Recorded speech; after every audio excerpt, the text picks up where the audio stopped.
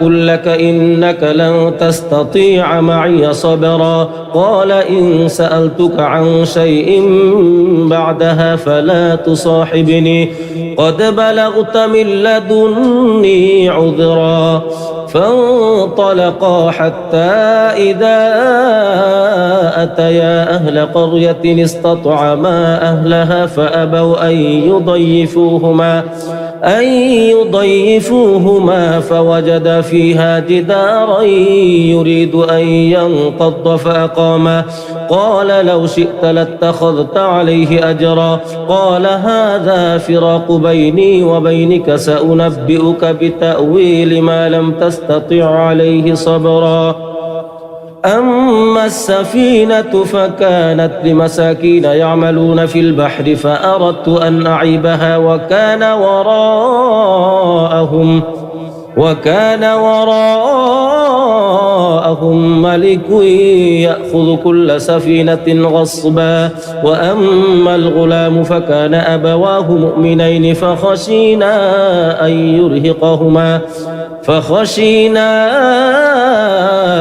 يرهقهما طغيانا وكفرا فأردنا أن يبدلهما ربهما خيرا منه زكاة وأقرب رحما وأما الجدار فكان لغلامين يتيمين في المدينة وكان تحته كنز لهما وكان أبوهما صالحا فأراد ربك أن يبلغا أشدهما ويستخرجا كنزهما رحمة من ربك وما فعلته عن أمري ذلك تأويل ما لم تسطع عليه صبرا ويسألونك عن ذي القرنين قل سأتلو عليكم منه ذكرا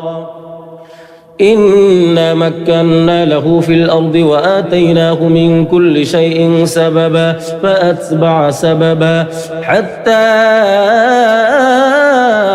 إذا بلغ مغرب الشمس وجدها تغرب في عين حمئة ووجد عندها قوما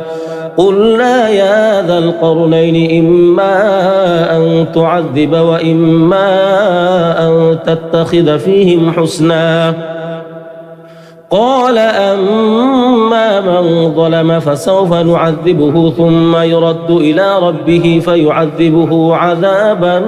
نكرا وأما من آمن وعمل صالحا فله جزاء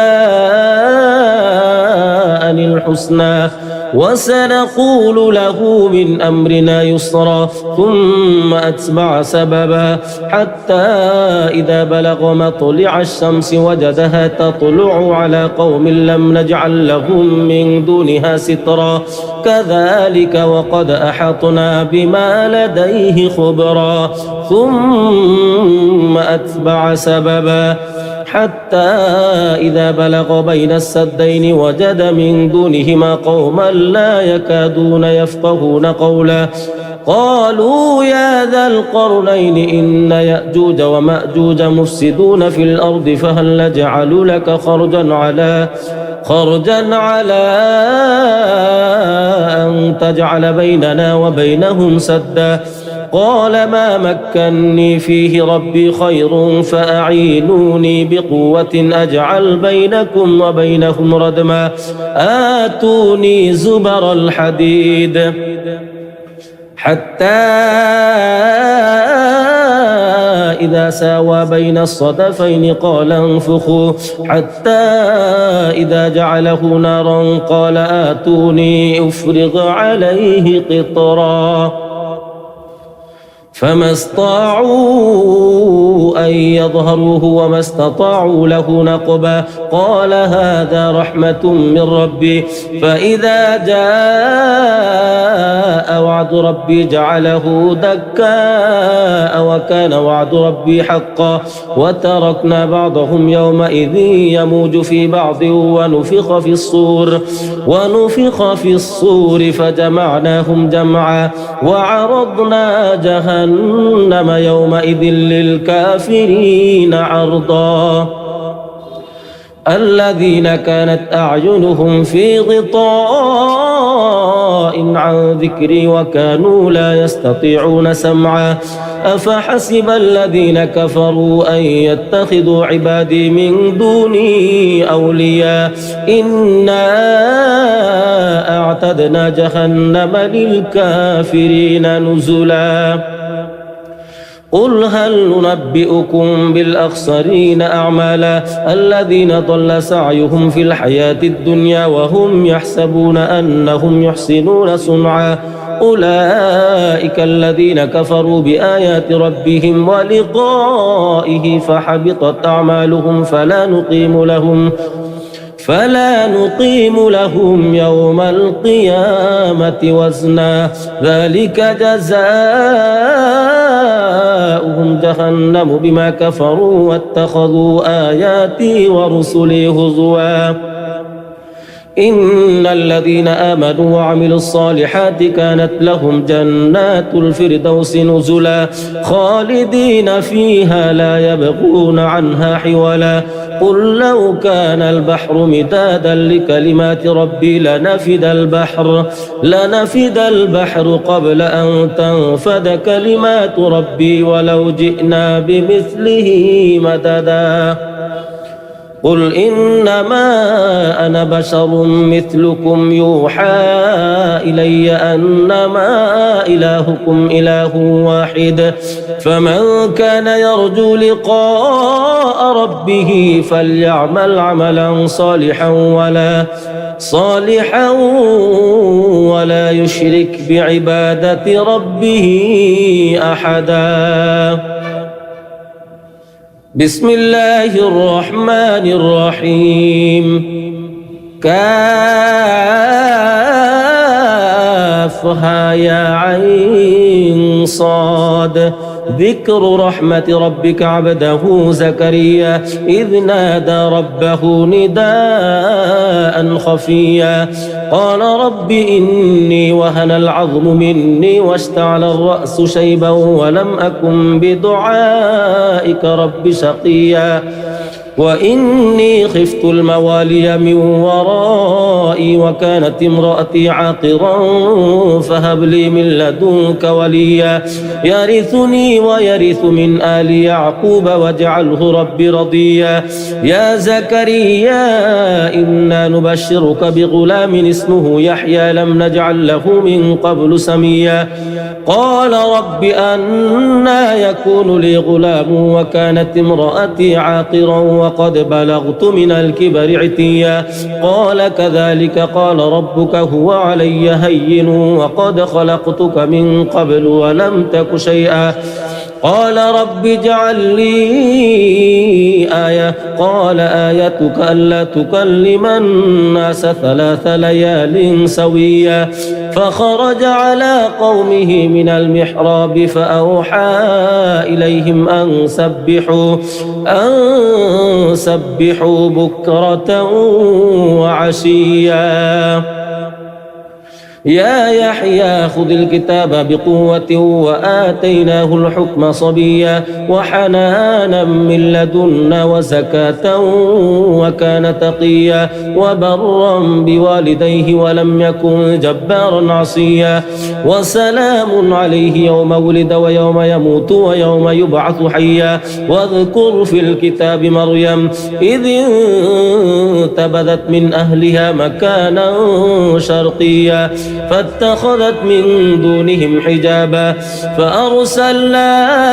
إليها روحنا فتمثل لها بشرا سويا قالت إني أعوذ بالرحمن منك إن كنت تقيا قال إنما أنا رسول ربك لأهب لك غلاما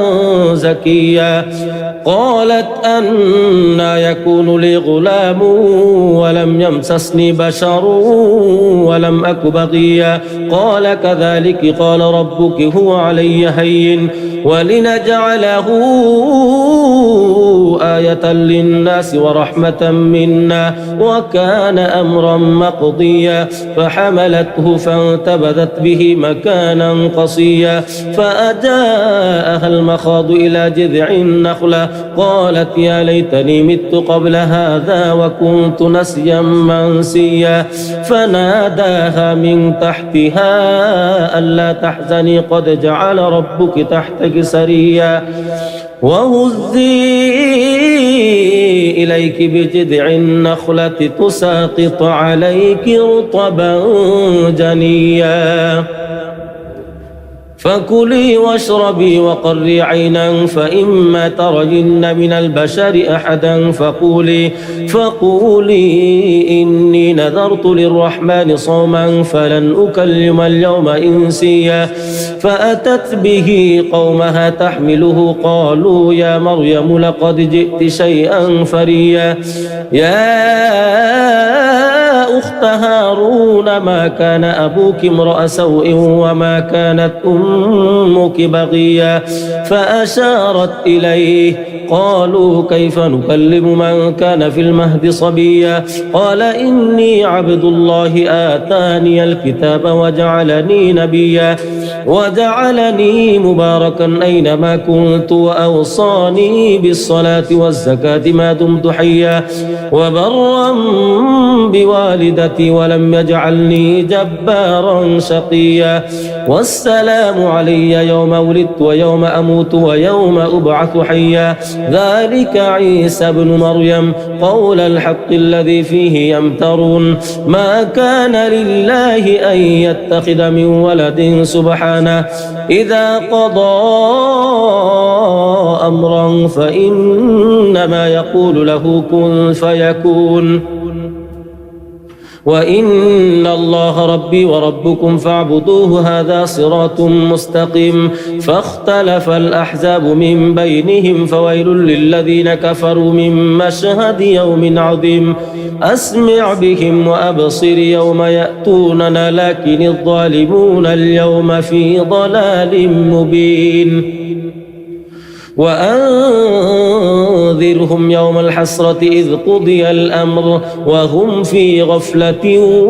وهم لا يؤمنون إنا نحن نرث الأرض ومن عليها وإلينا يرجعون واذكر في الكتاب إبراهيم إنه كان صديقا نبيا إذ قال لأبيه يا أبت لم تعبد ما لا يسمع ولا يبصر ولا يغني عنك شيئا يا أبت إني قد جاءني من العلم ما لم يأتك فاتبعني أهدك صراطا سويا يا أبت لا تعبد الشيطان إن الشيطان كان للرحمن عصيا يا أبت إني أخاف أن يمسك عذاب من الرحمن فتكون للشيطان وليا قال أراغب أنت عن آلهتي يا إبراهيم لئن لم تنته لأرجمنك واهجرني مليا قال سلام عليك سأستغفر لك ربي إنه كان بي حفيا وأعتزلكم وما تدعون من دون الله وأدعو ربي عسى ألا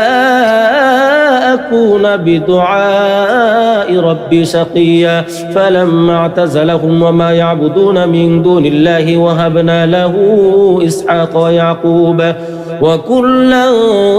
جعلنا نبيا ووهبنا لهم من رحمتنا وجعلنا لهم لسان صدق عليا واذكر في الكتاب موسى إنه كان مخلصا وكان رسولا نبيا وناديناه من جانب الطور الأيمن وقربناه نجيا ووهبنا له من رحمتنا أخاه هارون نبيا واذكر في الكتاب إسماعيل إنه كان صادق الوعد وكان رسولا نبيا وكان يأمر أهله بالصلاة والزكاة وكان عند ربه مرضيا واذكر في الكتاب إدريس إنه كان صديقا نبيا ورفعناه مكانا عليا أولئك الذين أنعم الله عليهم من النبيين من ذرية آدم وممن حملنا مع نوح ومن ذرية إبراهيم وإسرائيل وممن هدينا واجتبينا إذا تتلى عليهم آيات الرحمن خروا سجدا وبكيا فخلف من بعدهم خلف أضاعوا الصلاة واتبعوا الشهوات فسوف يلقون غيا إلا من تاب وآمن وعمل صالحا فأولئك يدخلون الجنة ولا يظلمون شيئا جنات عدن التي وعد الرحمن عباده بالغيب إنه كان وعده مأتيا لا يسمعون فيها لغوا إلا سلاما ولهم رزقهم فيها بكرة وعشيا تلك الجنة التي نورث من عبادنا من كان تقيا وما نتنزل إلا بأمر ربك له ما بين أيدينا وما خلفنا وما بين ذلك وما كان ربك نسيا رب السماوات والأرض وما بينهما فاعبده واصطبر لعبادته هل تعلم له سميا ويقول الإنسان أإذا ما مت لسوف أخرج حيا أولا يذكر الإنسان أنا خلقناه من قبل ولم يك شيئا فوربك لنحشرنهم والشياطين ثم لنحضرنهم حول جهنم جثيا ثم لننزعن من كل شيعة أيهم أشد على الرحمن عتيا ثم لنحن أعلم بالذين هم أولى بها صليا وإن منكم إلا واردها كان على ربك حتما مقضيا ثم ننجي الذين اتقوا ونذر الظالمين فيها جثيا وإذا تتلى عليهم آياتنا بينات قال الذين كفروا للذين آمنوا أي الفريقين خير مقاما وأحسن نديا وكم أهلكنا قبلكم من قرن هم أحسن أثاثا ورئيا قل من كان في الضلالة فليمدد له الرحمن مدا حتى إذا رأوا ما يوعدون إما العذاب وإما الساعة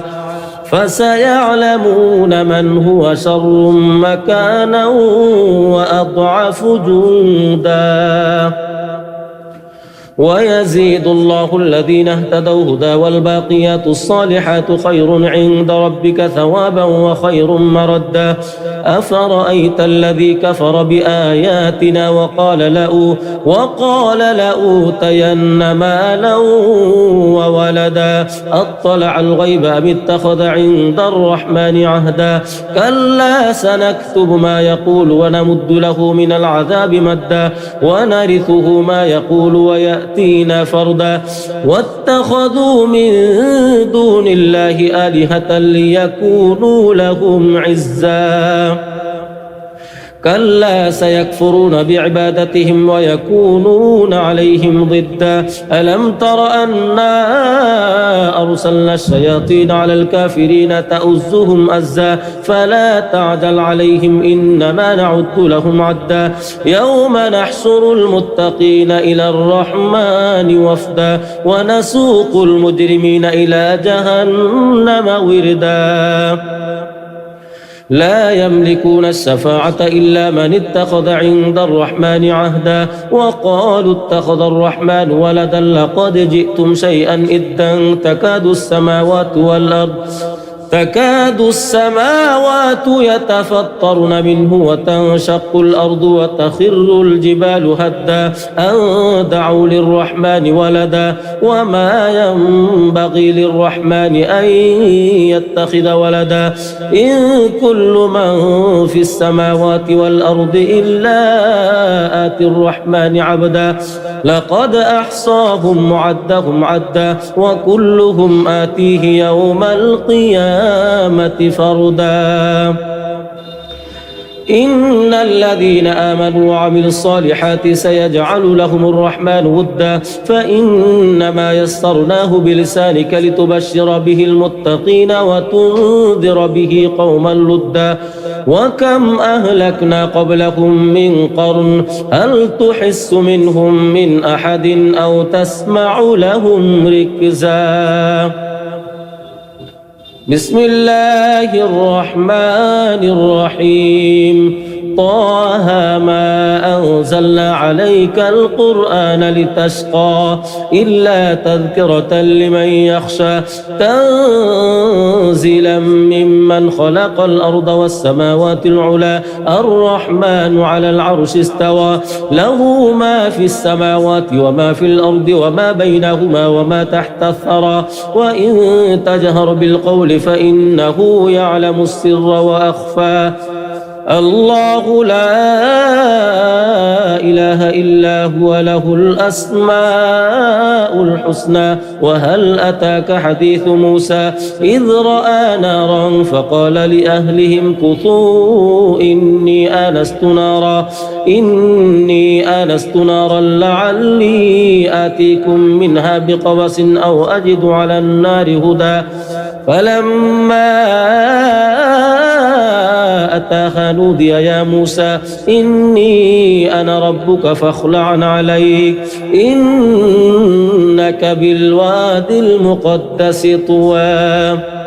وأنا اخترتك فاستمع لما يوحى إنني أنا الله لا إله إلا أنا فاعبدني وأقم الصلاة لذكري إن الساعة آتية أكاد أخفيها لتجزى كل نفس بما تسعى فلا يصدنك عنها من لا يؤمن بها واتبع هواه فتردى وما تلك بيمينك يا موسى قال هي عصاي أتوكأ عليها وأهش بها على غنمي ولي فيها مآرب أخرى قال ألقها يا موسى فألقاها فإذا هي حية تسعى قال خذها ولا تخف سنعيدها سيرتها الأولى واضمم يدك إلى جناحك تخرج بيضاء من غير سوء آية أخرى لنريك من آياتنا الكبرى اذهب إلى فرعون إنه طغى قال رب اشرح لي صدري ويسر لي أمري واحلل عقدة من لساني يفقه قولي واجعل لي وزيرا من أهلي هارون أخي اشدد به أزري وأشركه في أمري كي نسبحك كثيرا ونذكرك كثيرا إنك كنت بنا بصيرا قال قد أوتيت سؤلك يا موسى ولقد مننا عليك مرة أخرى إذ أوحينا إلى أمك ما يوحى أن اقذفيه في التابوت فاقذفيه في اليم فليلقه اليم بالساحل يأخذه عدو لي وعدو له وألقيت عليك محبة مني ولتصنع على عيني إذ تمشي أختك فتقول هل أدلكم على من يكفله فرجعناك إلى أمك كي تقر عينها ولا تحزن وقتلت نفسا فنجيناك من الغم وفتناك فتونا فلبثت سنين في أهل مدين ثم جئت على قدري يا موسى واصطنعتك لنفسي اذهب أنت وأخوك بآياتي ولا تنيا في ذكري اذهبا إلى فرعون إنه طغى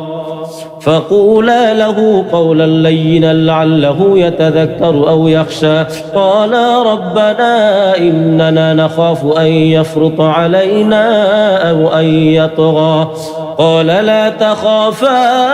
إنني معكما أسمع وأرى فأتياه فقولا إنا رسولا ربك فأرسل معنا فأرسل معنا بني إسرائيل ولا تعذبهم قد جئناك بآية من ربك والسلام على من اتبع الهدى إنا قد أوحي إلينا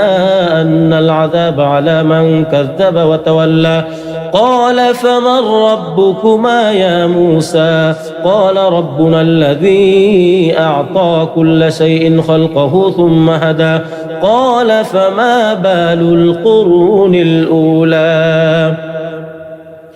قال علمها عند ربي في كتاب لا يضل ربي ولا ينسى الذي جعل لكم الأرض مهدا وسلك لكم فيها سبلا وأنزل من السماء ماء فأخرجنا به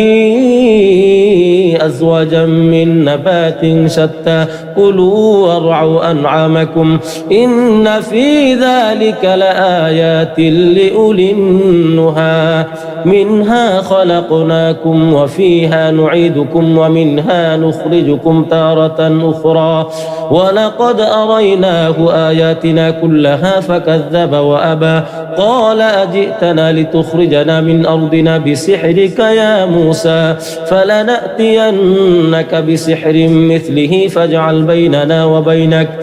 فاجعل بيننا وبينك موعدا لا نخلفه نحن ولا أنت مكانا سوى قال موعدكم يوم الزينة وأن يحشر الناس ضحى فتولى فرعون فجمع كيده ثم أتى قال لهم موسى ويلكم لا تفتروا على الله كذبا فيسحتكم بعذاب وقد خاب من افترى فتنازعوا أمرهم بينهم أسروا النجوى قالوا إن هذان لساحران يريدان أن يخرجاكم من أرضكم بسحرهما ويذهبا بطريقتكم المثلى فأجمعوا كيدكم ثم أتوا صفا وقد أفلح اليوم من استعلى قالوا يا موسى إما أن تلقي وإما أن نكون أول من ألقى قال بل ألقوا فإذا حبالهم وعصيهم يخيل إليه من سحرهم أنها تسعى فأوجس في نفسه خيفة موسى قلنا لا تخف إنك أنت الأعلى وألق ما في يمينك تلقف ما صنعوا إنما صنعوا كيد ساحر ولا يفلح الساحر حيث أتى فألقي السحرة سجدا قالوا آمنا برب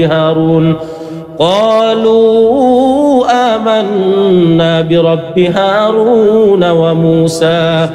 قال آمنتم له قبل أن آذن لكم إنه لكبيركم الذي علمكم السحر فلأقطعن أيديكم وأرجلكم من خلاف ولأصلبنكم في جذوع النخلة ولتعلمن أينا أشد عذابا وأبقى قالوا لن نؤثرك على ما جاءنا من البينات والذي فطرنا فاقض ما أنت قاض إنما تقضي هذه الحياة الدنيا إنا آمنا بربنا ليغفر لنا خطايانا وما أكرهتنا عليه من السحر والله خير وأبقى إنه من يأت ربه مجرما فإن له جهنم لا يموت فيها ولا يحيا ومن يأته مؤمنا قد عمل الصالحات فأولئك لهم الدرجات العلى جنات عدن تجري من تحتها الأنهار خالدين فيها وذلك جزاء من تزكى ولقد أوحينا إلى موسى أن أسر بعبادي فاضرب لهم طريقا في البحر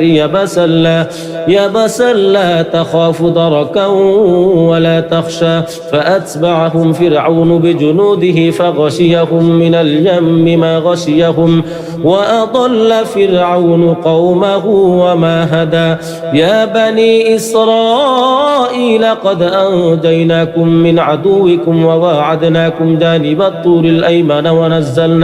ونزلنا عليكم المن والسلوى كلوا من طيبات ما رزقناكم ولا تطغوا فيه فيحل عليكم غضبي ومن يحلل عليه غضبي فقد هوى وإني لغفار لمن تاب وآمن وعمل صالحا ثم اهتدى وما أعجلك عن قومك يا موسى قال هم أولئك على أثري وعجلت إليك رب لترضى قال فإنا قد فتنا قومك من بعدك وأضلهم السامري فرجع موسى إلى قومه غضبان أسفا قال يا قوم ألم يعدكم ربكم وعدا حسنا أفطال عليكم العهد أم أردتم أن يحل عليكم غضب من ربكم فأخلفتم موعدي قالوا ما أخلفنا موعدك بملكنا ولكننا حملنا أوزارا من زينة القوم فقذفناها فكذلك ألقى السامري فأخرج لهم عجلا جسدا له خوار فقالوا هذا إلهكم وإله موسى فنسي أفلا يرون ألا يرجع إليهم قولا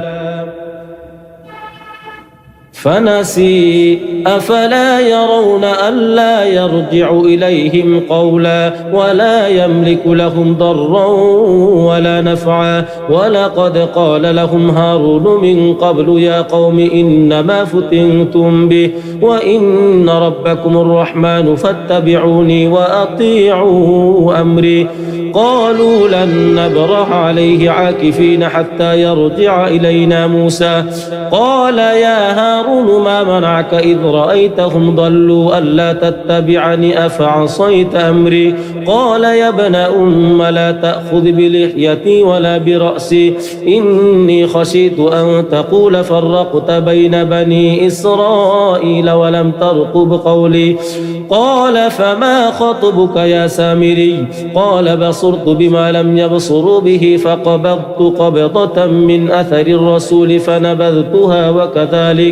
وكذلك سولت لي نفسي قال فاذهب فإن لك في الحياة أن تقول لا مساس وإن لك موعدا لن تخلفه وانظر إلى إلهك الذي ظلت عليه عاكفا لنحرقنه ثم لننسفنه في اليم نسفا إنما إلهكم الله الذي لا إله إلا هو وسع كل شيء علما كذلك نقص عليك من أنباء ما قد سبق وقد آتيناك من لدنا ذكرا من أعرض عنه فإنه يحمل يوم القيامة وزرا خالدين فيه وساء لهم يوم القيامة حملا يوم ينفخ في الصور ونحشر المجرمين يومئذ زرقا يتخافتون بينهم إن لبثتم إلا عشرا نحن أعلم بما يقولون إذ يقول أمثلهم طريقة إن لبثتم إلا يوما ويسألونك عن الجبال فقل ينسفها ربي نسفا فيذرها قاعا صفصفا لا ترى فيها عوجا ولا أمتا يومئذ يتبعون الداعي لا عوج له وخشعت الأصوات للرحمن فلا تسمع إلا همسا يومئذ لا تنفع الشفاعة إلا من أذن له الرحمن ورضي له قولا يعلم ما بين أيديهم وما خلفهم ولا يحيطون به علما وعنت الوجوه للحي القيوم وقد خاب من حمل ظلما ومن يعمل من الصالحات وهو مؤمن فلا يخاف ظلما ولا هضما وكذلك أنزلناه قرآنا عربيا وصرفنا فيه من الوعيد لعلهم يتقون أو يحدث لهم ذكرا فتعالى الله الملك الحق ولا تعجل بالقرآن من قبل أن يقضى إليك وحيه وقل رب زدني علما ولقد عهدنا إلى آدم من قبل فنسي ولم نجد له عزما وإذ قلنا للملائكة اسجدوا لآدم فسجدوا إلا إبليس أبى فقلنا يا آدم إن هذا عدو لك ولزوجك فلا يخرجنكما من الجنة فتشقى إن لك ألا تجوع فيها ولا تعرى وأنك لا تظمأ فيها ولا تضحى فوسوس إليه الشيطان قال يا آدم هل أدلك على شجرة الخلد وملك لا يبلى فأكلا منها فبدت لهما سوآتهما وطفقا يخصفان عليهما من ورق الجنة وعصى آدم ربه فغوى ثم اجتباه ربه فتاب عليه وهدى قال اهبطا منها جميعا بعضكم لبعض عدو فإما يأتينكم مني هدى فمن اتبع هداي فلا يضل ولا يشقى ومن أعرض عن ذكري فإن له معيشة ضنكا ونحشره يوم القيامة أعمى قال رب لم حشرتني أعمى وقد كنت بصيرا قال كذلك أتتك آياتنا فنسيتها وكذلك اليوم تنسى وكذلك نجزي من أسرف ولم يؤمن بآيات ربه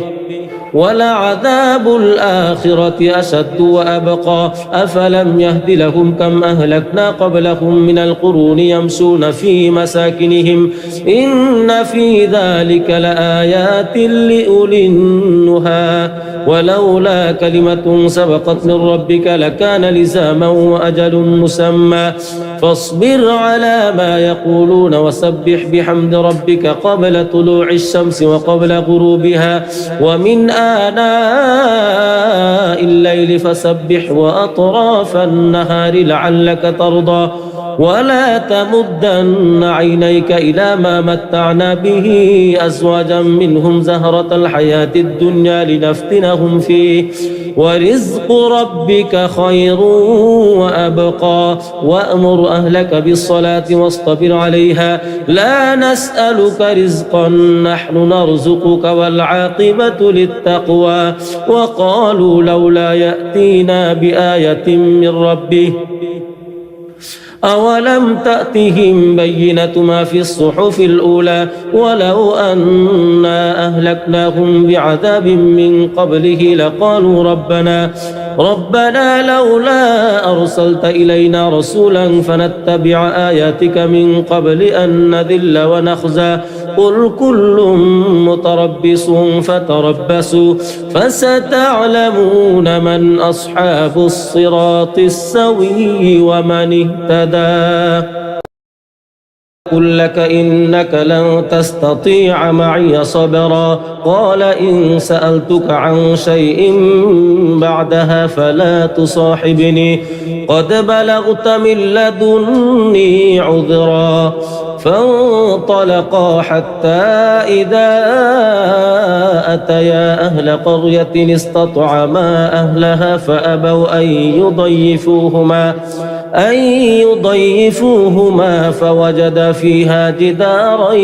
يريد أن ينقض فأقامه قال لو شئت لاتخذت عليه أجرا قال هذا فراق بيني وبينك سأنبئك بتأويل ما لم تستطع عليه صبرا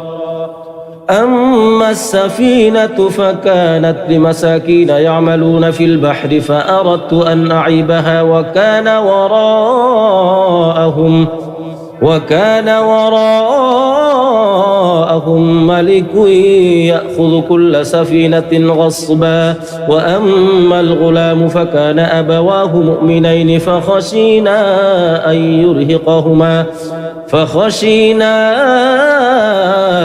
يرهقهما طغيانا وكفرا فأردنا أن يبدلهما ربهما خيرا منه زكاة وأقرب رحما وأما الجدار فكان لغلامين يتيمين في المدينة وكان تحته كنز لهما وكان أبوهما صالحا فأراد ربك أن يبلغا أشدهما ويستخرجا كنزهما رحمة من ربك وما فعلته عن أمري ذلك تأويل ما لم تسطع عليه صبرا ويسألونك عن ذي القرنين قل سأتلو عليكم منه ذكرا إنا مكنا له في الأرض وآتيناه من كل شيء سببا فأتبع سببا حتى إذا بلغ مغرب الشمس وجدها تغرب في عين حمئة ووجد عندها قوما قلنا يا ذا القرنين إما أن تعذب وإما أن تتخذ فيهم حسنا قال أما من ظلم فسوف نعذبه ثم يرد إلى ربه فيعذبه عذابا نكرا وأما من آمن وعمل صالحا فله جزاء الحسنى وسنقول له من أمرنا يسرا ثم أتبع سببا حتى إذا بلغ مطلع الشمس وجدها تطلع على قوم لم نجعل لهم من دونها سترا كذلك وقد أحطنا بما لديه خبرا ثم أتبع سببا حتى إذا بلغ بين السدين وجد من دونهما قوما لا يكادون يفقهون قولا قالوا يا ذا القرنين إن يأجوج ومأجوج مفسدون في الأرض فهل نجعل لك خرجا على أن تجعل بيننا وبينهم سدا قال ما مكني فيه ربي خير فأعينوني بقوة أجعل بينكم وبينهم ردما آتوني زبر الحديد حتى إذا ساوى بين الصدفين قال انفخوا حتى إذا جعله نارا قال آتوني أفرغ عليه قطرا فما استطاعوا أن يظهروه وما استطاعوا له نقبا قال هذا رحمة من ربي فإذا جاء وعد ربي جعله دكاء وكان وعد ربي حقا وتركنا بعضهم يومئذ يموج في بعض ونفخ في الصور فجمعناهم جمعا وعرضنا جهنم يومئذ للكافرين عرضا الذين كانت أعينهم في غطاء عن ذكري وكانوا لا يستطيعون سمعا أفحسب الذين كفروا أن يتخذوا عبادي من دوني أولياء إنا أعتدنا جهنم للكافرين نزلا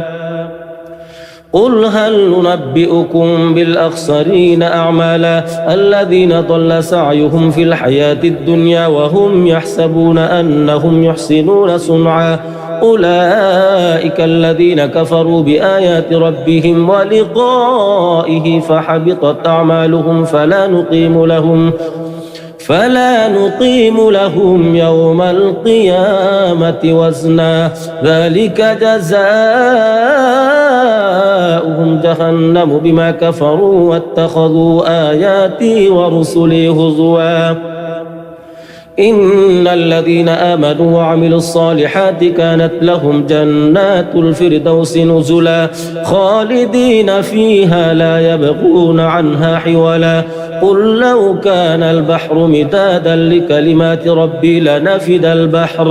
لنفد البحر قبل أن تنفد كلمات ربي ولو جئنا بمثله مددا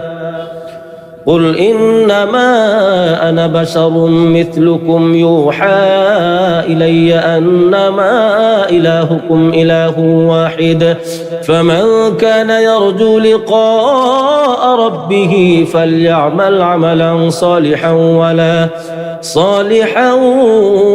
ولا يشرك بعبادة ربه أحدا بسم الله الرحمن الرحيم كافها يا عين صاد ذكر رحمة ربك عبده زكريا إذ نادى ربه نداء خفيا قال رب إني وهن العظم مني واشتعل الرأس شيبا ولم أكن بدعائك رب شقيا وإني خفت الموالي من ورائي وكانت امرأتي عاقرا فهب لي من لدنك وليا يرثني ويرث من آل يعقوب واجعله ربي رضيا يا زكريا إنا نبشرك بغلام اسمه يحيى لم نجعل له من قبل سميا قال رب أنى يكون لي غلام وكانت امرأتي عاقرا وقد بلغت من الكبر عتيا قال كذلك قال ربك هو علي هين وقد خلقتك من قبل ولم تك شيئا قال رب اجعل لي آية قال آيتك ألا تكلم الناس 3 ليال سويا فخرج على قومه من المحراب فأوحى إليهم أن سبحوا بكرة وعشيا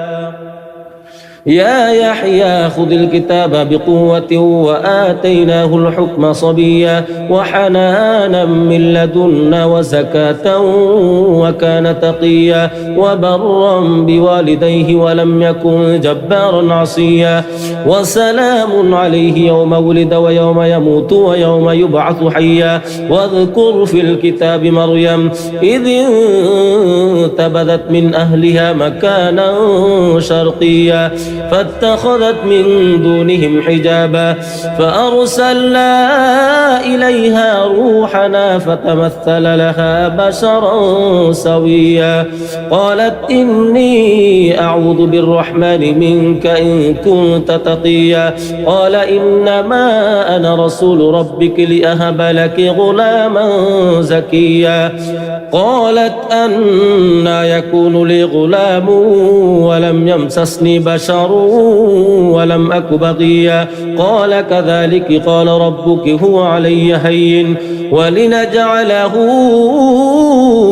آية للناس ورحمة منا وكان أمرا مقضيا فحملته فانتبذت به مكانا قصيا فأجاءها المخاض إلى جذع النخلة قالت يا ليتني مت قبل هذا وكنت نسيا منسيا فناداها من تحتها ألا تحزني قد جعل ربك تحتك سريا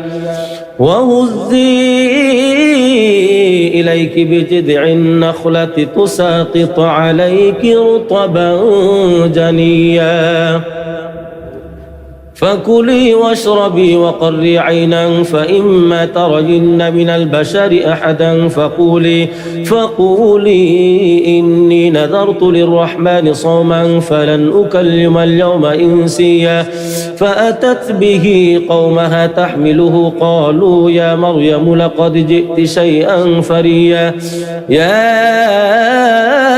أخت هارون ما كان أبوك امرأ سوء وما كانت أمك بغيا فأشارت إليه قالوا كيف نكلم من كان في المهد صبيا قال إني عبد الله آتاني الكتاب وجعلني نبيا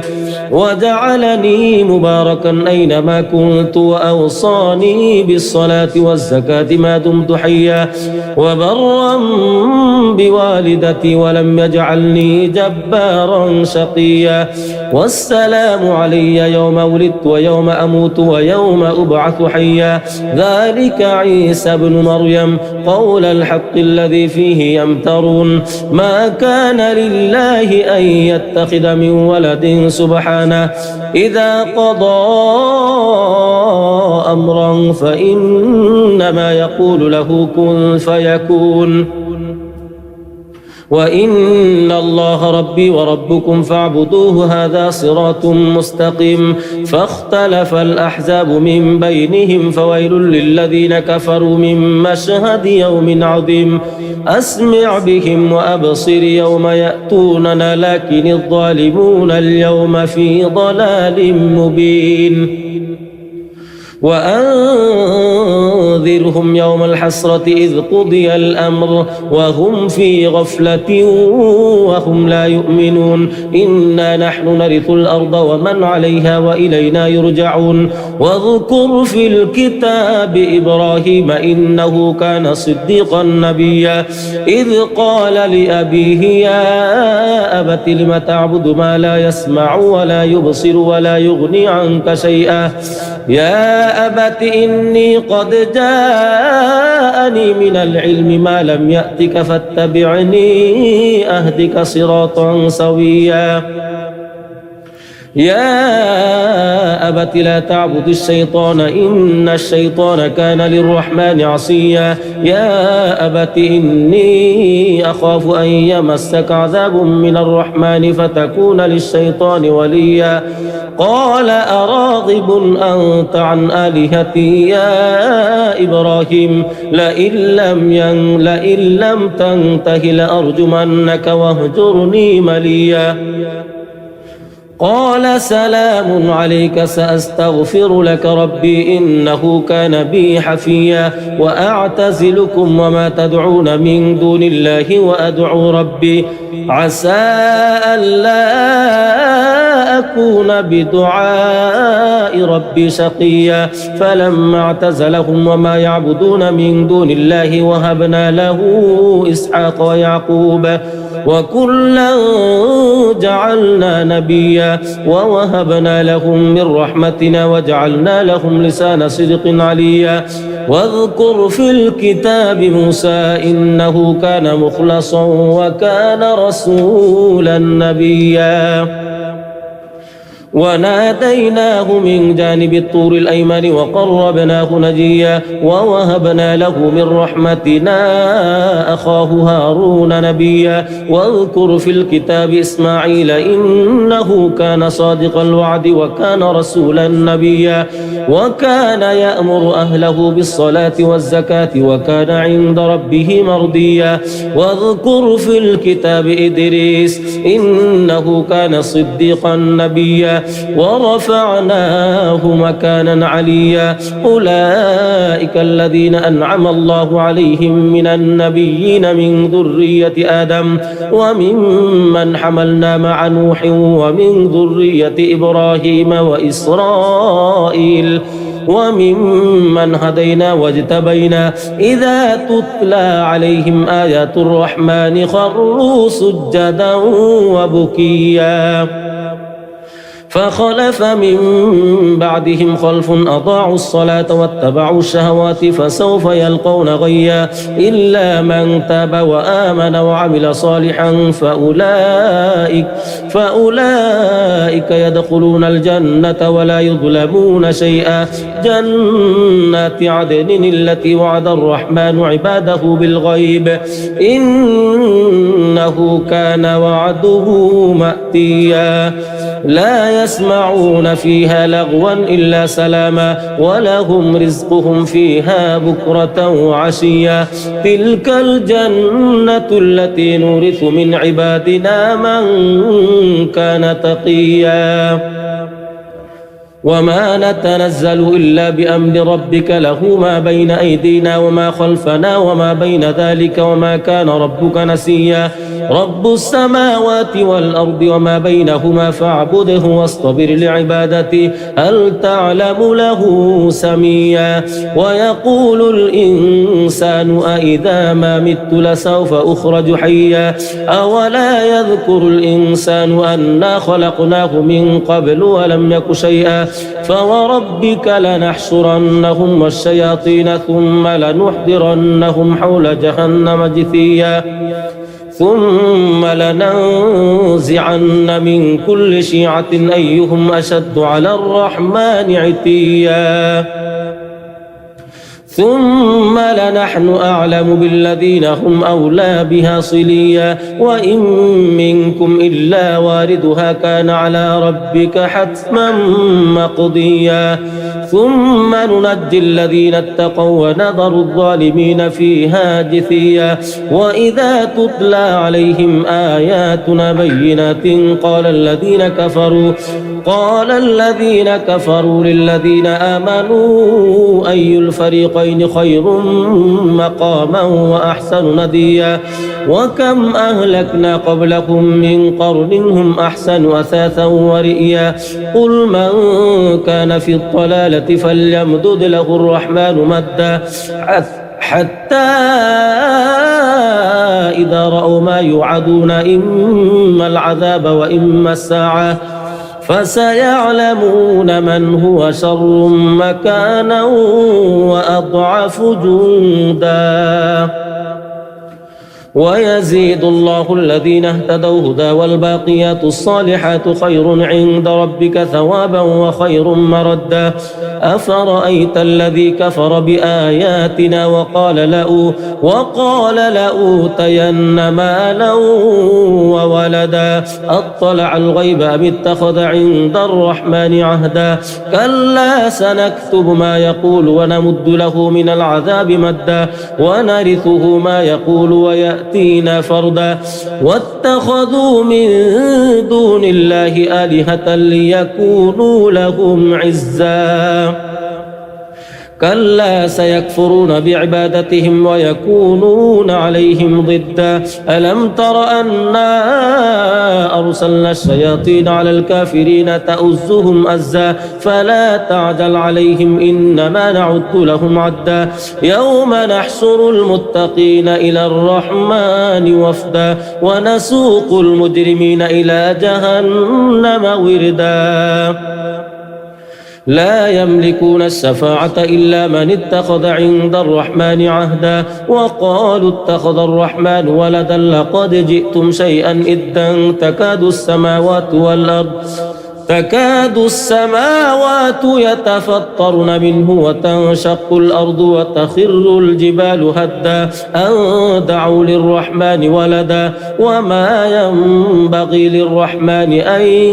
يتخذ ولدا إن كل من في السماوات والأرض إلا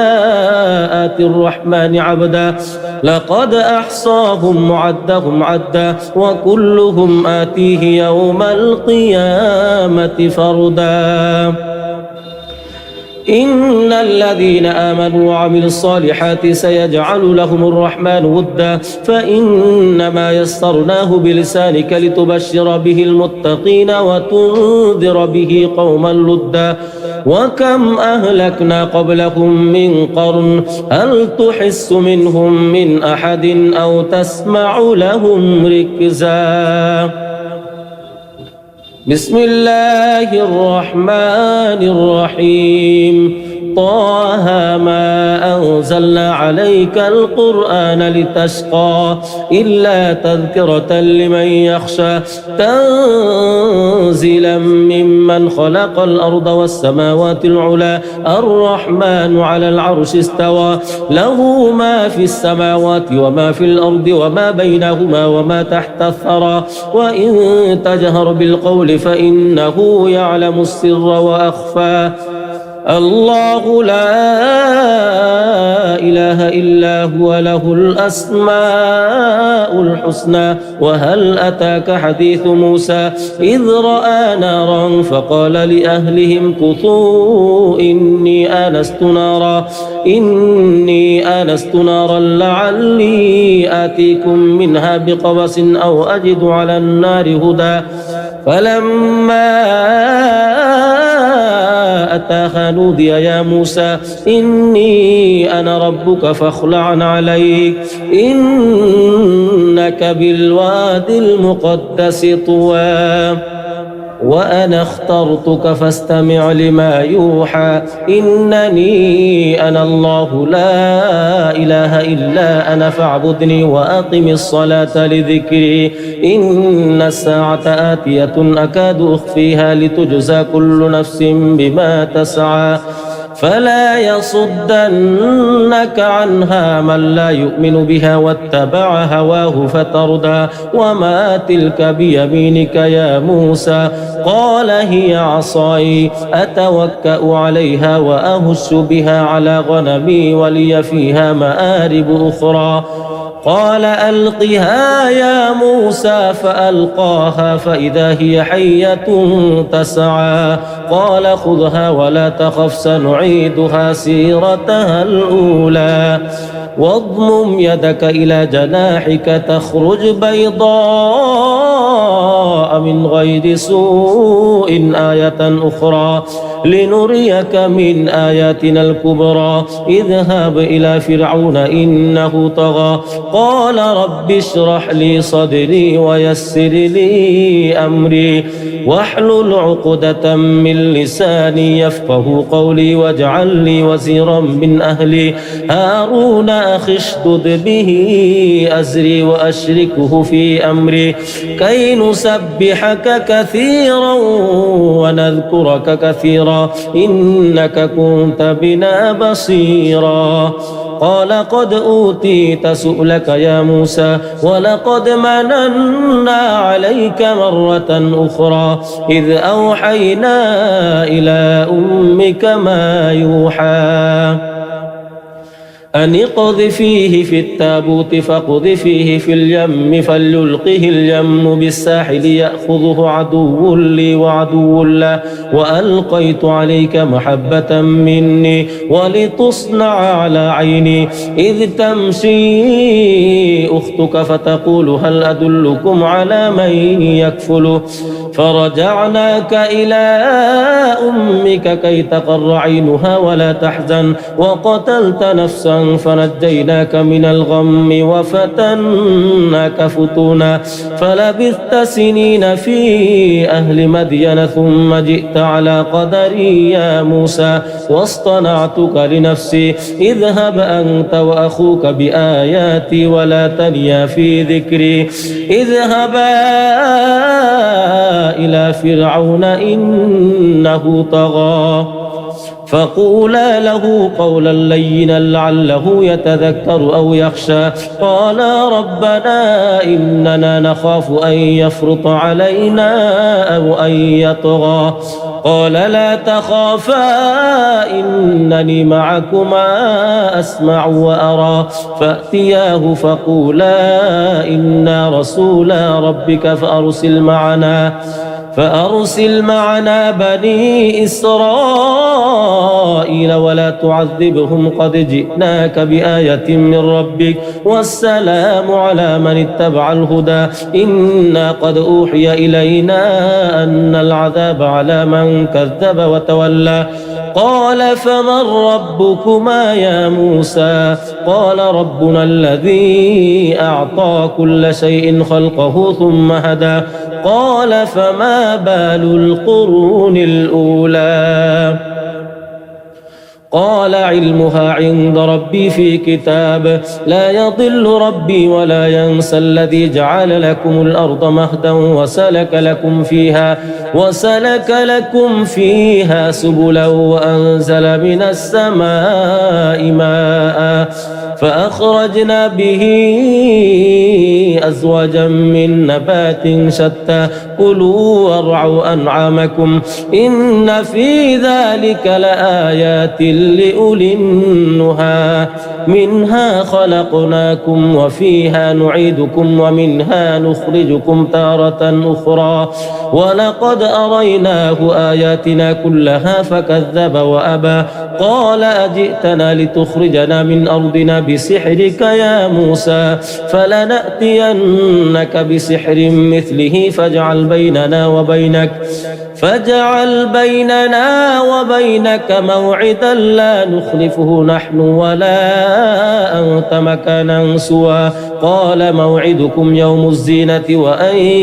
يحشر الناس ضحى فتولى فرعون فجمع كيده ثم أتى قال لهم موسى ويلكم لا تفتروا على الله كذبا فيسحتكم بعذاب وقد خاب من افترى فتنازعوا أمرهم بينهم أسروا النجوى قالوا إن هذان لساحران يريدان أن يخرجاكم من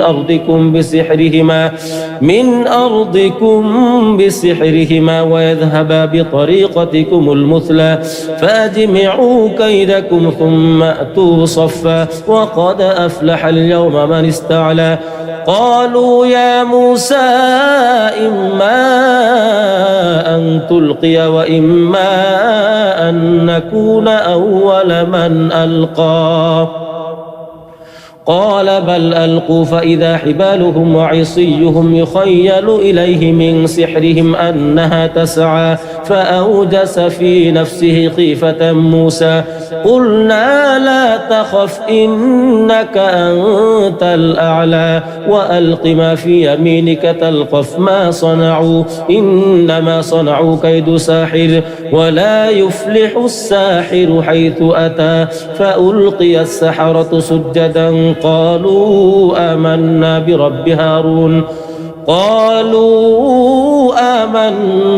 برب هارون وموسى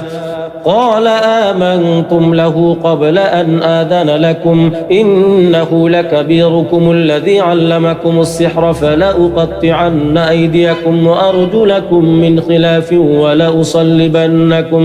ولأصلبنكم في جذوع النخلة ولتعلمن أينا أشد عذابا وأبقى قالوا لن نؤثرك على ما جاءنا من البينات والذي فطرنا فاقض ما أنت قاض إنما تقضي هذه الحياة الدنيا إنا آمنا بربنا ليغفر لنا خطايانا وما أكرهتنا عليه من السحر والله خير وأبقى إنه من يأت ربه مجرما فإن له جهنم لا يموت فيها ولا يحيا ومن يأته مؤمنا قد عمل الصالحات فأولئك لهم الدرجات العلى جنات عدن تجري من تحتها الأنهار خالدين فيها وذلك جزاء من تزكى ولقد أوحينا إلى موسى أن أسر بعبادي فاضرب لهم طريقا في البحر يبسا لا تخاف دركا ولا تخشى فأتبعهم فرعون بجنوده فغشيهم من اليم ما غشيهم وأضل فرعون قومه وما هدى يا بني إسرائيل قد أنجيناكم من عدوكم وواعدناكم جانب الطور الأيمن ونزلنا عليكم المن والسلوى كلوا من طيبات ما رزقناكم ولا تطغوا فيه فيحل عليكم غضبي ومن يحلل عليه غضبي فقد هوى وإني لغفار لمن تاب وآمن وعمل صالحا ثم اهتدى وما أعجلك عن قومك يا موسى قال هم أولئك على أثري وعجلت إليك رب لترضى قال فإنا قد فتنا قومك من بعدك وأضلهم السامري فرجع موسى إلى قومه غضبان أسفا قال يا قوم ألم يعدكم ربكم وعدا حسنا أفطال عليكم العهد أم أردتم أن يحل عليكم غضب من ربكم فأخلفتم موعدي قالوا ما أخلفنا موعدك بملكنا ولكننا حملنا أوزارا من زينة القوم فقذفناها فكذلك ألقى السامري فأخرج لهم عجلا جسدا له خوار فقالوا هذا إلهكم وإله موسى فنسي أفلا يرون ألا يرجع إليهم قولا أفلا يرون ألا يرجع إليهم قولا ولا يملك لهم ضرا ولا نفعا ولقد قال لهم هارون من قبل يا قوم إنما فتنتم به وإن ربكم الرحمن فاتبعوني وأطيعوا أمري قالوا لن نبرح عليه عاكفين حتى يرجع إلينا موسى قال يا هارون ما منعك إذ رأيتهم ضلوا ألا تتبعني أفعصيت أمري قال يا ابن لا تأخذ بلحيتي ولا برأسي إني خشيت أن تقول فرقت بين بني إسرائيل ولم ترقب قولي قال فما خطبك يا سامري قال بصرت بما لم يبصروا به فقبضت قبضة من أثر الرسول فنبذتها وكذلك سولت لي نفسي قال فاذهب فإن لك في الحياة أن تقول لا مساس وإن لك موعدا لن تخلفه وانظر إلى إلهك الذي ظلت عليه عاكفا لنحرقنه ثم لننسفنه في اليم نسفا إنما إلهكم الله الذي لا إله إلا هو وسع كل شيء علما كذلك نقص عليك من أنباء ما قد سبق وقد آتيناك من لدنا ذكرا من أعرض عنه فإنه يحمل يوم القيامة وزرا خالدين فيه وساء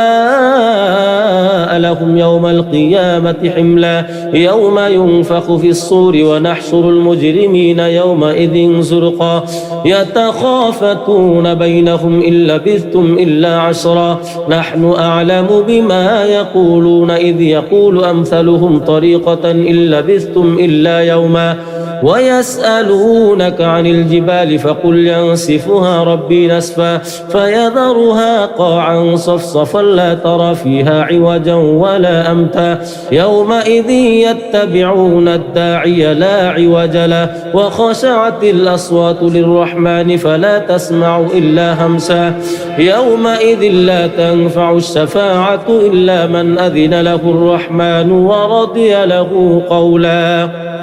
يعلم ما بين أيديهم وما خلفهم ولا يحيطون به علما وعنت الوجوه للحي القيوم وقد خاب من حمل ظلما ومن يعمل من الصالحات وهو مؤمن فلا يخاف ظلما ولا هضما وكذلك أنزلناه قرآنا عربيا وصرفنا فيه من الوعيد لعلهم يتقون أو يحدث لهم ذكرا فتعالى الله الملك الحق ولا تعجل بالقرآن من قبل أن يقضى إليك وحيه وقل رب زدني علما ولقد عهدنا إلى آدم من قبل فنسي ولم نجد له عزما وإذ قلنا للملائكة اسجدوا لآدم فسجدوا إلا إبليس أبى فقلنا يا آدم إن هذا عدو لك ولزوجك فلا يخرجنكما من الجنة فتشقى إن لك ألا تجوع فيها ولا تعرى وأنك لا تظمأ فيها ولا تضحى فوسوس إليه الشيطان قال يا آدم هل أدلك على شجرة الخلد وملك لا يبلى فأكلا منها فبدت لهما سوآتهما وطفقا يخصفان عليهما من ورق الجنة وعصى آدم ربه فغوى ثم اجتباه ربه فتاب عليه وهدى قال اهبطا منها جميعا بعضكم لبعض عدو فإما يأتينكم مني هدى فمن اتبع هداي فلا يضل ولا يشقى ومن أعرض عن ذكري فإن له معيشة ضنكا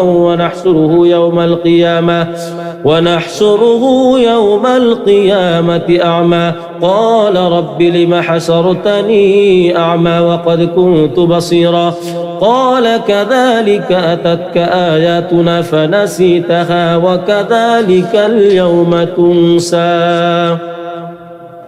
وكذلك نجزي من أسرف ولم يؤمن بآيات ربه ولعذاب الآخرة أشد وأبقى أفلم يهد لهم كم أهلكنا قبلهم من القرون يمشون في مساكنهم إن في ذلك لآيات لأولي النهى ولولا كلمة سبقت من ربك لكان لزاما وأجل مسمى فاصبر على ما يقولون وسبح بحمد ربك قبل طلوع الشمس وقبل غروبها ومن آناء الليل فسبح وأطراف النهار لعلك ترضى ولا تمدن عينيك إلى ما متعنا به أزواجا منهم زهرة الحياة الدنيا لنفتنهم فيه ورزق ربك خير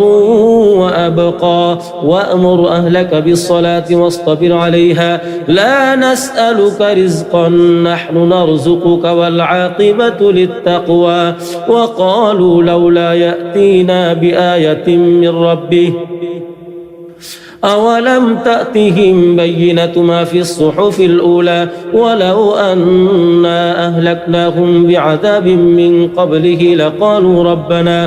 ربنا لولا أرسلت إلينا رسولا فنتبع آياتك من قبل أن نذل ونخزى قل كل متربص فتربصوا فستعلمون من أصحاب الصراط السوي ومن اهتدى قال ألم أقل لك إنك لن تستطيع معي صبرا قال إن سألتك عن شيء بعدها فلا تصاحبني قد بلغت من لدني عذرا فانطلقا حتى إذا أتيا أهل قرية استطعما أهلها فأبوا أن يضيفوهما فوجد فيها جدارا يريد أن ينقض فأقامه قال لو شئت لاتخذت عليه أجرا قال هذا فراق بيني وبينك سأنبئك بتأويل ما لم تستطع عليه صبرا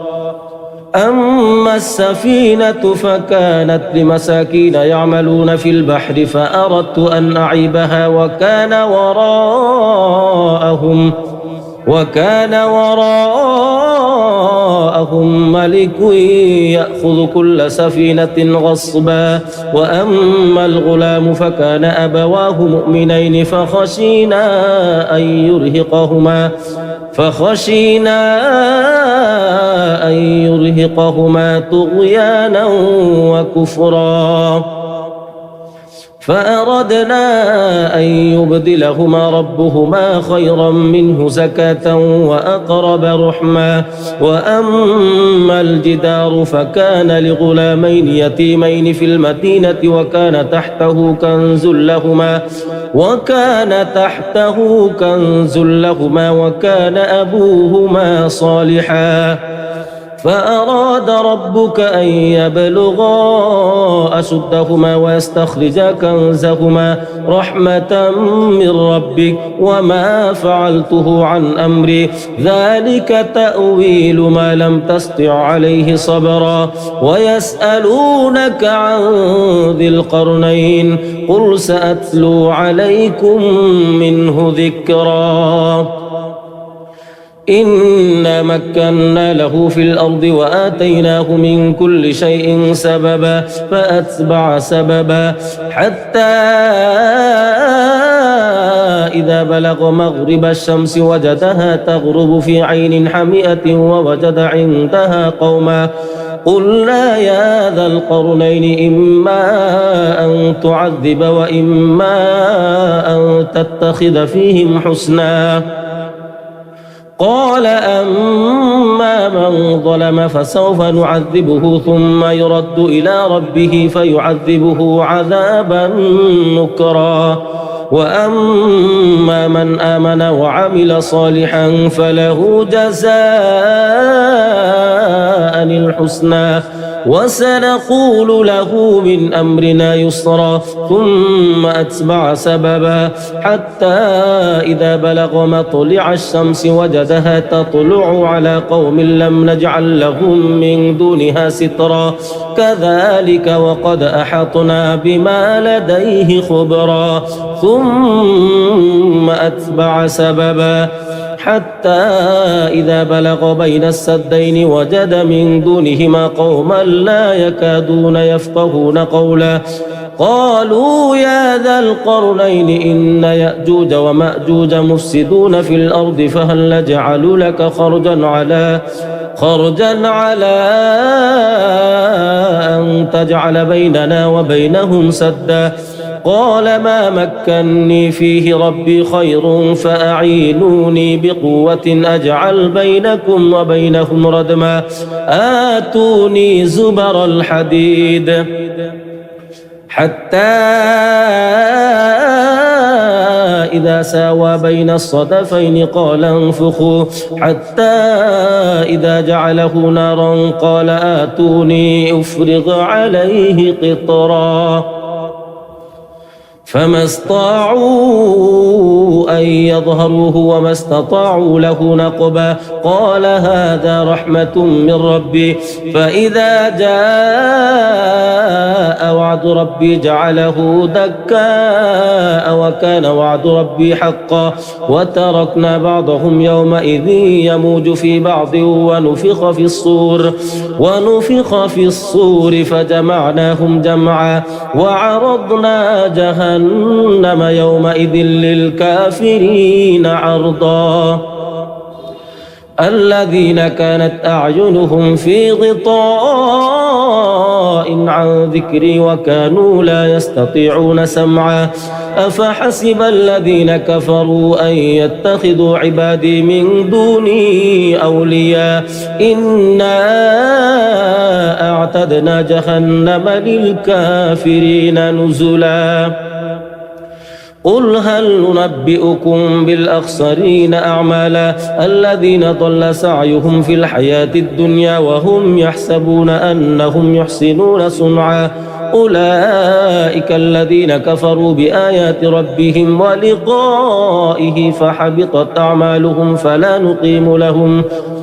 فلا نقيم لهم يوم القيامة وزنا ذلك جزاؤهم جهنم بما كفروا واتخذوا آياتي ورسلي هزوا إن الذين آمنوا وعملوا الصالحات كانت لهم جنات الفردوس نزلا خالدين فيها لا يبغون عنها حولا قل لو كان البحر مدادا لكلمات ربي لنفد البحر قبل أن تنفد كلمات ربي ولو جئنا بمثله مددا قل إنما أنا بشر مثلكم يوحى إلي أنما إلهكم إله واحد فمن كان يرجو لقاء ربه فليعمل عملا صالحا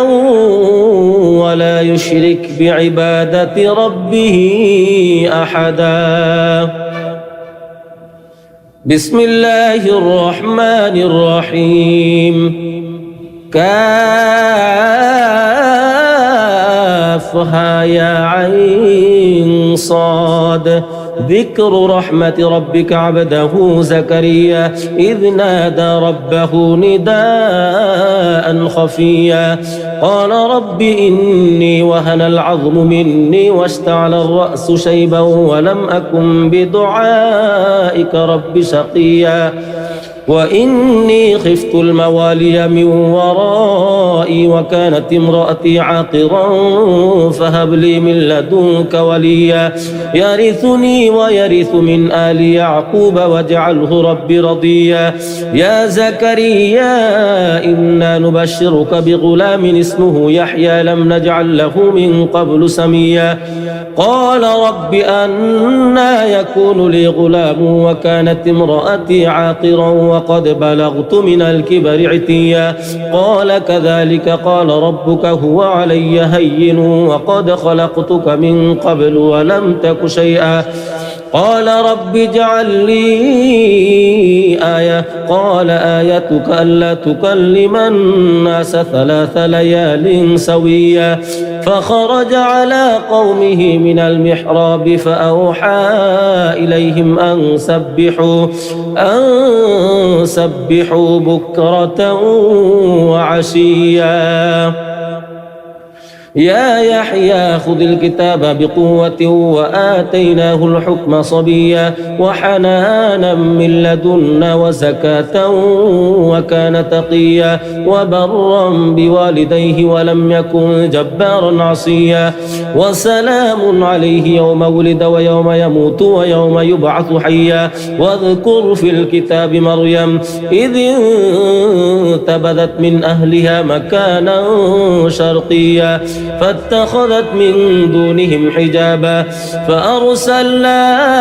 إليها روحنا فتمثل لها بشرا سويا قالت إني أعوذ بالرحمن منك إن كنت تقيا قال إنما أنا رسول ربك لأهب لك غلاما زكيا قالت أنى يكون لي غلام ولم يمسسني بشر ولم أك بغيا قال كذلك قال ربك هو علي هين ولنجعله آية للناس ورحمة منا وكان أمرا مقضيا فحملته فانتبذت به مكانا قصيا فأجاءها المخاض إلى جذع النخلة قالت يا ليتني مت قبل هذا وكنت نسيا منسيا فناداها من تحتها ألا تحزني قد جعل ربك تحتك سريا وهزي إليك بجذع النخلة تساقط عليك رطبا جنيا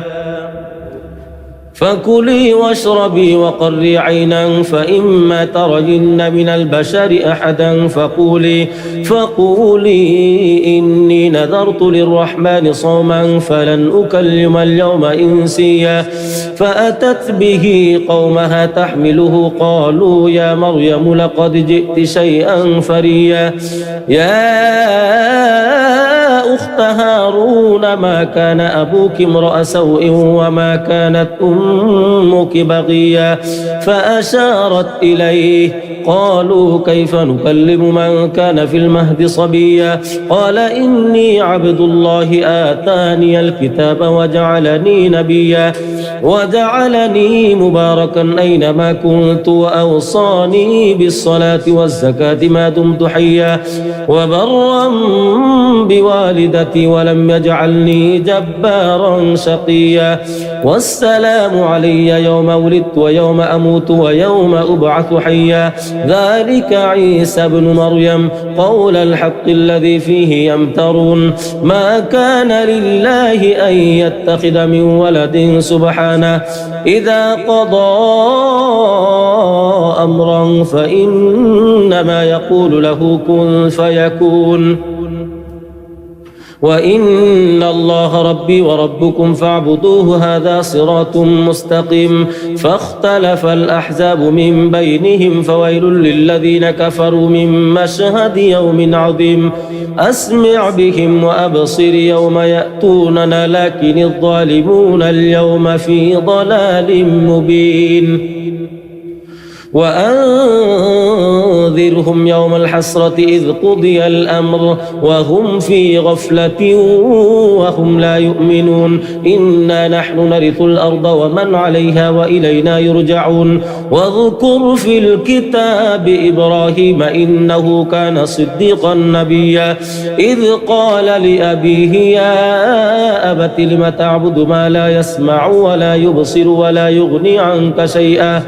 يا أبت إني قد جاءني من العلم ما لم يأتك فاتبعني أهدك صراطا سويا يا أبت لا تعبد الشيطان إن الشيطان كان للرحمن عصيا يا أبت إني أخاف أن يمسك عذاب من الرحمن فتكون للشيطان وليا قال أراغب أنت عن آلهتي يا إبراهيم لئن لم تنته لأرجمنك واهجرني مليا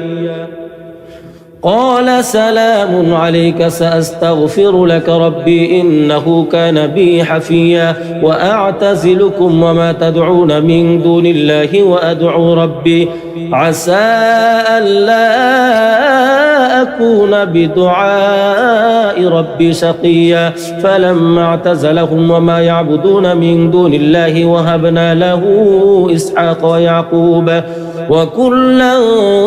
جعلنا نبيا ووهبنا لهم من رحمتنا وجعلنا لهم لسان صدق عليا واذكر في الكتاب موسى إنه كان مخلصا وكان رسولا نبيا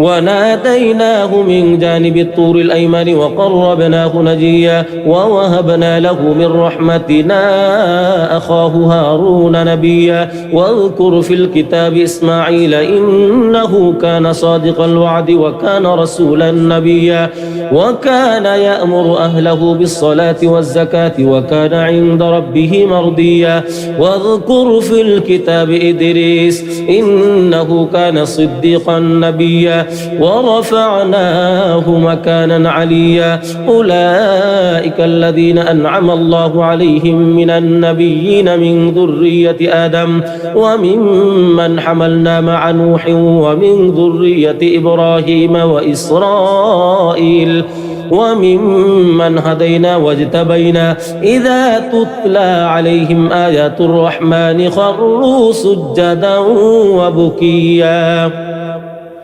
فخلف من بعدهم خلف أضاعوا الصلاة واتبعوا الشهوات فسوف يلقون غيا إلا من تاب وآمن وعمل صالحا فأولئك يدخلون الجنة ولا يظلمون شيئا جنات عدن التي وعد الرحمن عباده بالغيب إنه كان وعده مأتيا لا يسمعون فيها لغوا إلا سلاما ولهم رزقهم فيها بكرة وعشيا تلك الجنة التي نورث من عبادنا من كان تقيا وما نتنزل إلا بأمر ربك له ما بين أيدينا وما خلفنا وما بين ذلك وما كان ربك نسيا رب السماوات والأرض وما بينهما فاعبده واصطبر لعبادته هل تعلم له سميا ويقول الإنسان أإذا ما مت لسوف أخرج حيا أولا يذكر الإنسان أنا خلقناه من قبل ولم يك شيئا فوربك لنحشرنهم والشياطين ثم لنحضرنهم حول جهنم جثيا ثم لننزعن من كل شيعة أيهم أشد على الرحمن عتيا ثم لنحن أعلم بالذين هم أولى بها صليا وإن منكم إلا واردها كان على ربك حتما مقضيا ثم ننجي الذين اتقوا ونذر الظالمين فيها جثيا وإذا تتلى عليهم آياتنا بينات قال الذين كفروا للذين آمنوا أي الفريقين خير مقاما وأحسن نديا وكم أهلكنا قبلكم من قرن هم أحسن أثاثا ورئيا قل من كان في الضلالة فليمدد له الرحمن مدا حتى إذا رأوا ما يوعدون إما العذاب وإما الساعة فسيعلمون من هو شر مكانا وأضعف جندا ويزيد الله الذين اهتدوا هدى والباقيات الصالحات خير عند ربك ثوابا وخير مردا أفرأيت الذي كفر بآياتنا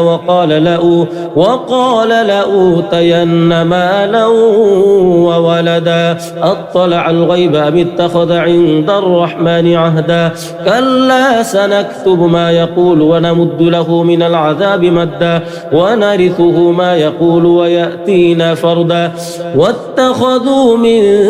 دون الله آلهة ليكونوا لهم عزا كلا سيكفرون بعبادتهم ويكونون عليهم ضدا ألم تر أنا أرسلنا الشياطين على الكافرين تؤزهم أزا فلا تعجل عليهم إنما نعد لهم عدا يوم نحشر المتقين إلى الرحمن وفدا ونسوق المجرمين إلى جهنم وردا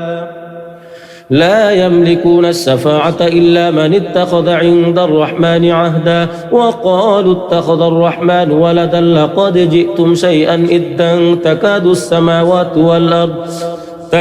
السماوات يتفطرن منه وتنشق الأرض وتخر الجبال هدا أن دعوا للرحمن ولدا وما ينبغي للرحمن أن يتخذ ولدا إن كل من في السماوات والأرض إلا آتي الرحمن عبدا لقد أحصاهم وعدهم عدا وكلهم آتيه يوم القيامة فردا إن الذين آمنوا وعملوا الصالحات سيجعل لهم الرحمن ودا فإنما يسرناه بلسانك لتبشر به المتقين وتنذر به قوما لدا وكم أهلكنا قبلهم من قرن هل تحس منهم من أحد أو تسمع لهم ركزا بسم الله الرحمن الرحيم طه ما أنزلنا عليك القرآن لتشقى إلا تذكرة لمن يخشى تنزيلا ممن خلق الأرض والسماوات العلى الرحمن على العرش استوى له ما في السماوات وما في الأرض وما بينهما وما تحت الثرى وإن تجهر بالقول فإنه يعلم السر وأخفى الله لا إله إلا هو له الأسماء الحسنى وهل أتاك حديث موسى إذ رأى نارا فقال لأهلهم كثوا إني آنست نارا لعلي آتيكم منها بقبس أو أجد على النار هدى فلما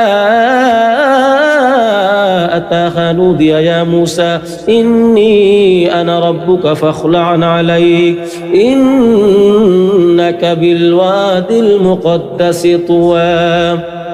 وأنا اخترتك فاستمع لما يوحى إنني أنا الله لا إله إلا أنا فاعبدني وأقم الصلاة لذكري إن الساعة آتية أكاد أخفيها لتجزى كل نفس بما تسعى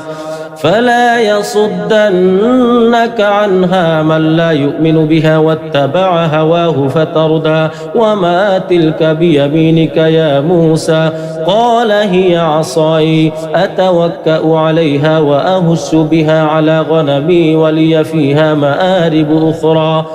قال ألقها يا موسى فألقاها فإذا هي حية تسعى قال خذها ولا تخف سنعيدها سيرتها الأولى واضمم يدك إلى جناحك تخرج بيضاء من غير سوء آية أخرى لنريك من آياتنا الكبرى اذهب إلى فرعون إنه طغى قال رب اشرح لي صدري ويسر لي أمري واحلل عقدة من لساني يفقه قولي واجعل لي وزيرا من أهلي هارون أخي اشدد به أزري وأشركه في أمري كي نسبحك كثيرا ونذكرك كثيرا إنك كنت بنا بصيرا قال قد أوتيت سؤلك يا موسى ولقد مننا عليك مرة أخرى إذ أوحينا إلى أمك ما يوحى أن اقذفيه في التابوت فاقذفيه في اليم فليلقه اليم بالساحل يأخذه عدو لي وعدو له وألقيت عليك محبة مني ولتصنع على عيني إذ تمشي أختك فتقول هل أدلكم على من يكفله فرجعناك إلى أمك كي تقر عينها ولا تحزن وقتلت نفسا فنجيناك من الغم وفتناك فتونا فلبثت سنين في أهل مدين ثم جئت على قدري يا موسى واصطنعتك لنفسي اذهب أنت وأخوك بآياتي ولا تنيا في ذكري اذهبا إلى فرعون إنه طغى فقولا له قولا لينا لعله يتذكر أو يخشى قالا ربنا إننا نخاف أن يفرط علينا أو أن يطغى قال لا تخافا إنني معكما أسمع وأرى فأتياه فقولا إنا رسولا ربك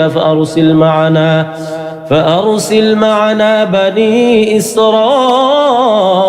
ولا تعذبهم قد جئناك بآية من ربك والسلام على من اتبع الهدى إنا قد أوحي إلينا أن العذاب على من كذب وتولى قال فمن ربكما يا موسى قال ربنا الذي أعطى كل شيء خلقه ثم هدى قال فما بال القرون الأولى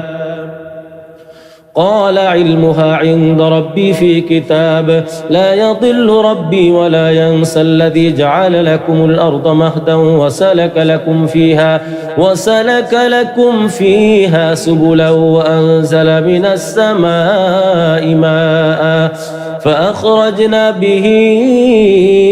أزواجا من نبات شتى كلوا وارعوا أنعامكم إن في ذلك لآيات لأولي النهى منها خلقناكم وفيها نعيدكم ومنها نخرجكم تارة أخرى ولقد أريناه آياتنا كلها فكذب وأبى قال أجئتنا لتخرجنا من أرضنا بسحرك يا موسى فلنأتينك بسحر مثله فاجعل بيننا وبينك موعدا لا نخلفه نحن ولا أنت مكانا سوى قال موعدكم يوم الزينة وأن يحشر الناس ضحى فتولى فرعون فجمع كيده ثم أتى قال لهم موسى ويلكم لا تفتروا على الله كذبا فيسحتكم بعذاب وقد خاب من افترى فتنازعوا أمرهم بينهم أسروا النجوى قالوا إن هذان لساحران يريدان أن يخرجاكم من أرضكم بسحرهما ويذهبا بطريقتكم المثلى فأجمعوا كيدكم ثم أتوا صفا وقد أفلح اليوم من استعلى قالوا يا موسى إما أن تلقي وإما أن نكون أول من ألقى قال بل ألقوا فإذا حبالهم وعصيهم يخيل إليه من سحرهم أنها تسعى فأوجس في نفسه خيفة موسى قلنا لا تخف إنك أنت الأعلى وألق ما في يمينك تلقف ما صنعوا إنما صنعوا كيد ساحر ولا يفلح الساحر حيث أتى فألقي السحرة سجدا قالوا آمنا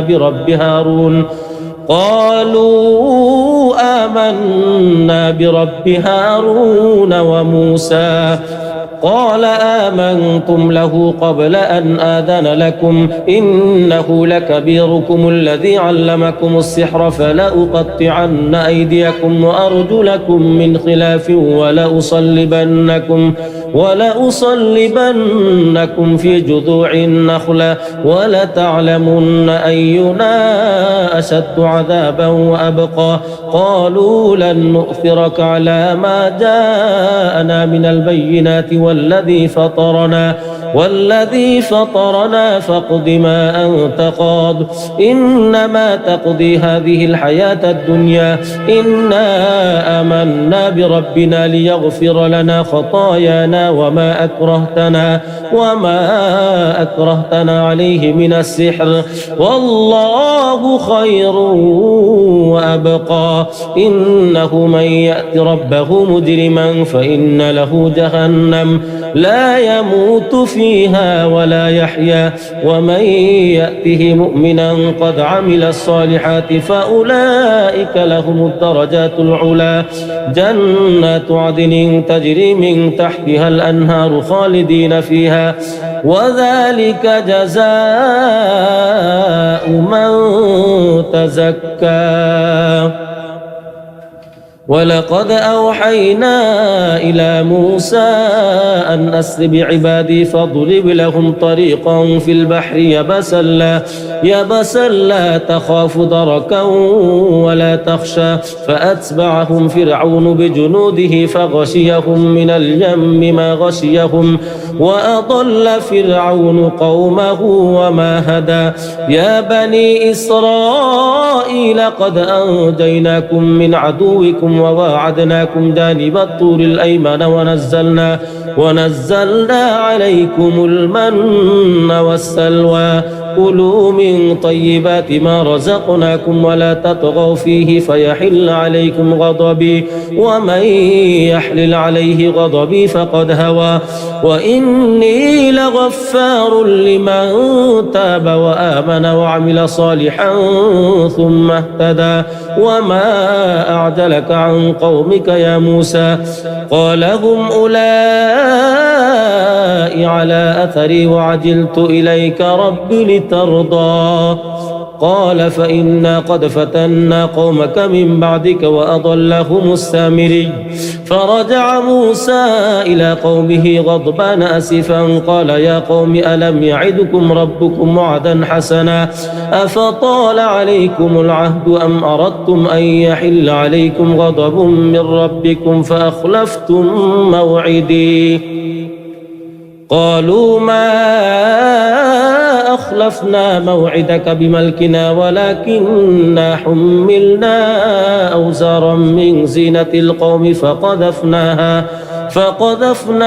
فكذلك ألقى السامري فأخرج لهم عجلا جسدا له خوار فقالوا هذا إلهكم وإله موسى فنسي أفلا يرون ألا يرجع إليهم قولا أفلا يرون ألا يرجع إليهم قولا ولا يملك لهم ضرا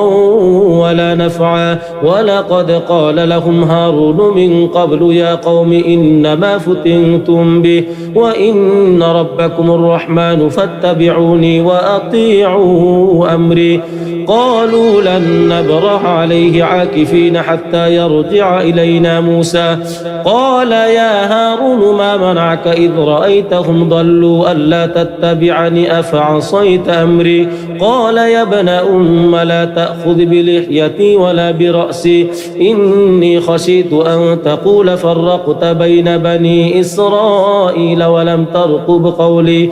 قال فما خطبك يا سامري قال بصرت بما لم يبصروا به فقبضت قبضة من أثر الرسول فنبذتها وكذلك سولت لي نفسي قال فاذهب فإن لك في الحياة أن تقول لا مساس وإن لك موعدا لن تخلفه وانظر إلى إلهك الذي ظلت عليه عاكفا لنحرقنه ثم لننسفنه في اليم نسفا إنما إلهكم الله الذي لا إله إلا هو وسع كل شيء علما كذلك نقص عليك من أنباء ما قد سبق وقد آتيناك من لدنا ذكرا من أعرض عنه فإنه يحمل يوم القيامة وزرا خالدين فيه وساء لهم يوم القيامة حملا يوم ينفخ في الصور ونحشر المجرمين يومئذ زرقا يتخافتون بينهم إن لبثتم إلا عشرا نحن أعلم بما يقولون إذ يقول أمثلهم طريقة إن لبثتم إلا يوما ويسألونك عن الجبال فقل ينسفها ربي نسفا فيذرها قاعا صفصفا لا ترى فيها عوجا ولا أمتا يومئذ يتبعون الداعي لا عوج له وخشعت الأصوات للرحمن فلا تسمع إلا همسا يومئذ لا تنفع الشفاعة إلا من أذن له الرحمن ورضي له قولا يعلم ما بين أيديهم وما خلفهم ولا يحيطون به علما وعنت الوجوه للحي القيوم وقد خاب من حمل ظلما ومن يعمل من الصالحات وهو مؤمن فلا يخاف ظلما ولا هضما وكذلك أنزلناه قرآنا عربيا وصرفنا فيه من الوعيد لعلهم يتقون أو يحدث لهم ذكرا فتعالى الله الملك الحق ولا تعدل بالقرآن من قبل أن يقضى إليك وحيه وقل رب زدني علما ولقد عهدنا إلى آدم من قبل فنسي ولم نجد له عزما وإذ قلنا للملائكة اسجدوا لآدم فسجدوا إلا إبليس أبى فقلنا يا آدم إن هذا عدو لك ولزوجك فلا يخرجنكما من الجنة فتشقى إن لك ألا تجوع فيها ولا تعرى وأنك لا تظمأ فيها ولا تضحى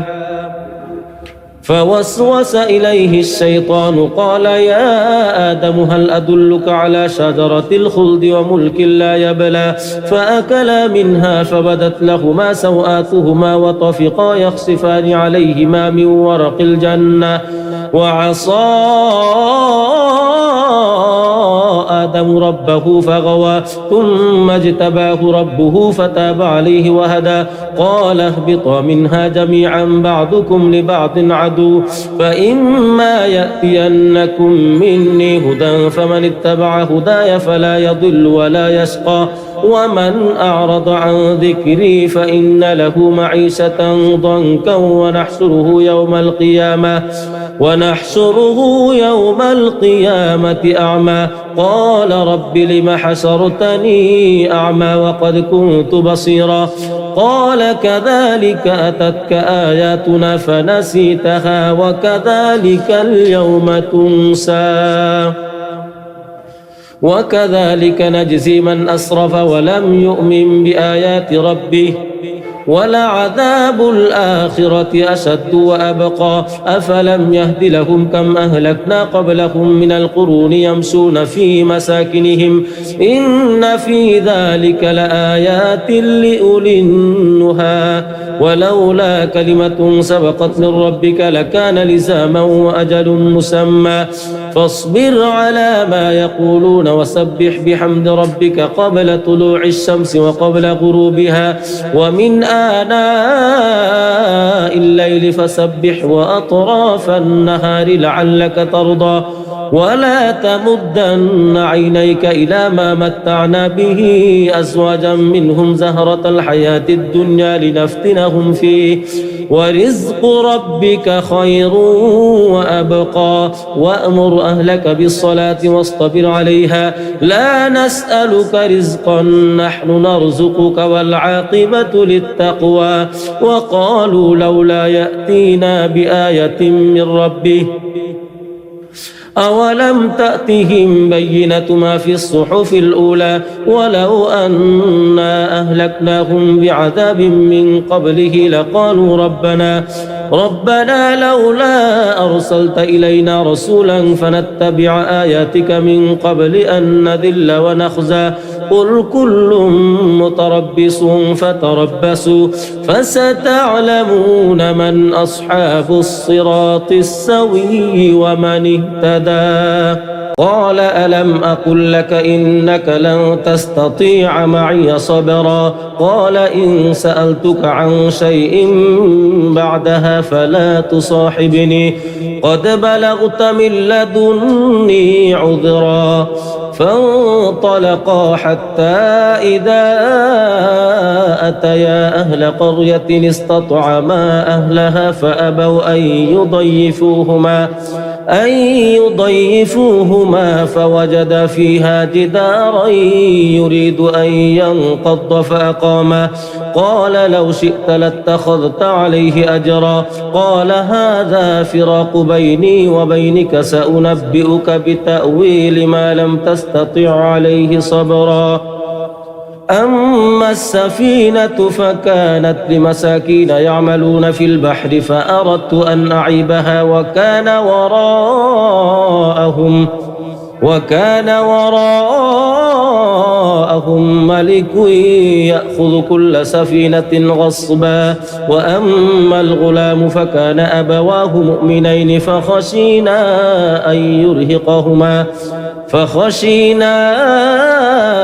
أن يرهقهما طغيانا وكفرا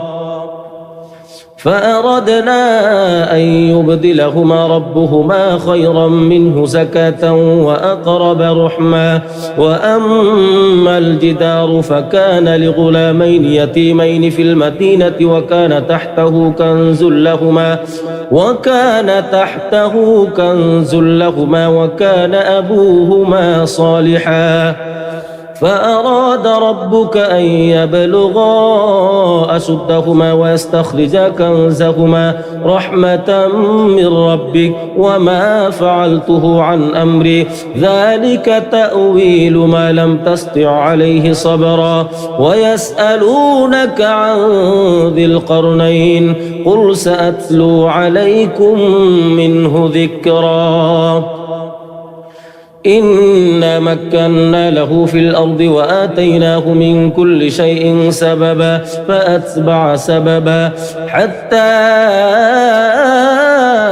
إذا بلغ مغرب الشمس وجدها تغرب في عين حمئة ووجد عندها قوما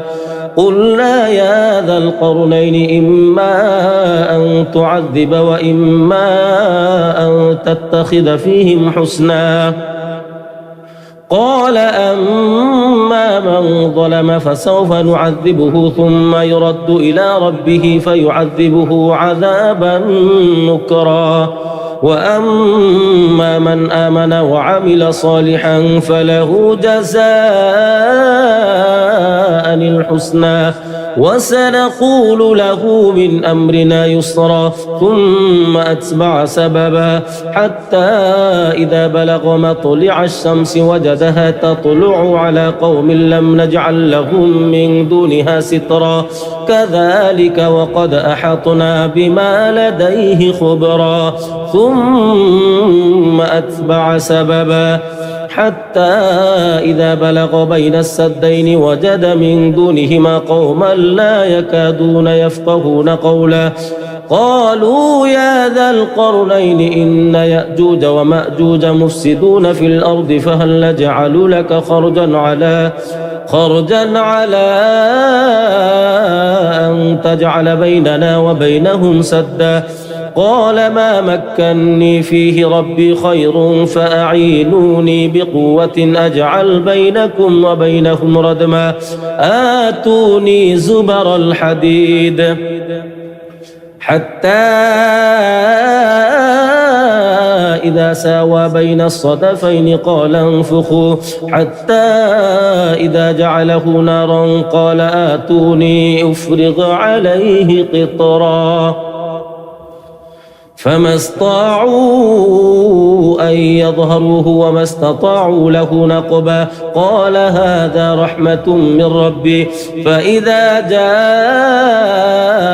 وعد ربي جعله دكاء وكان وعد ربي حقا وتركنا بعضهم يومئذ يموج في بعض ونفخ في الصور فجمعناهم جمعا وعرضنا جهنم يومئذ للكافرين عرضا الذين كانت أعينهم في غطاء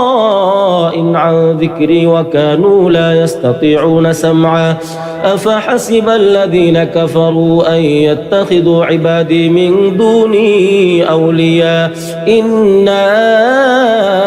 أعتدنا جهنم للكافرين نزلا قل هل ننبئكم بالأخسرين أعمالا الذين ضل سعيهم في الحياة الدنيا وهم يحسبون أنهم يحسنون صنعا أولئك الذين كفروا بآيات ربهم ولقائه فحبطت أعمالهم فلا نقيم لهم يوم القيامة وزنا ذلك جزاؤهم جهنم بما كفروا واتخذوا آياتي ورسلي هزوا إن الذين آمنوا وعملوا الصالحات كانت لهم جنات الفردوس نزلا خالدين فيها لا يبغون عنها حولا قل لو كان البحر مدادا لكلمات ربي لنفد البحر قبل أن تنفد كلمات ربي ولو جئنا بمثله مددا قل إنما أنا بشر مثلكم يوحى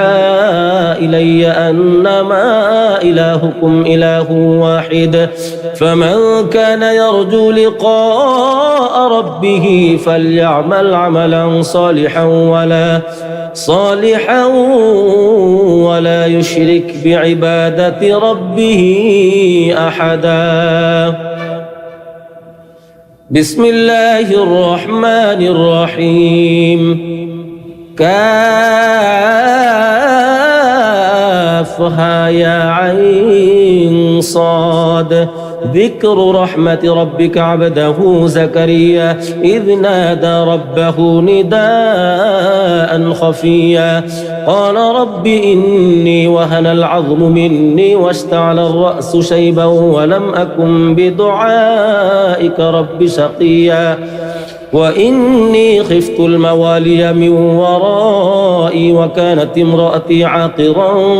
فهب لي من لدنك وليا يرثني ويرث من آل يعقوب واجعله ربي رضيا. يا زكريا إنا نبشرك بغلام اسمه يحيى لم نجعل له من قبل سميا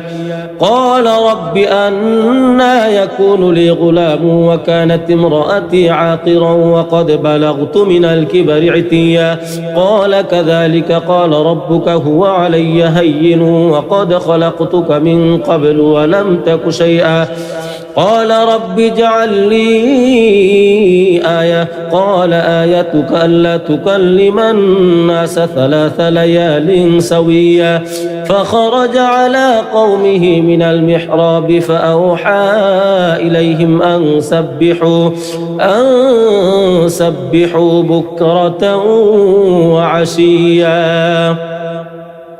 يا يحيى خذ الكتاب بقوة وآتيناه الحكم صبيا وحنانا من لدنا وزكاة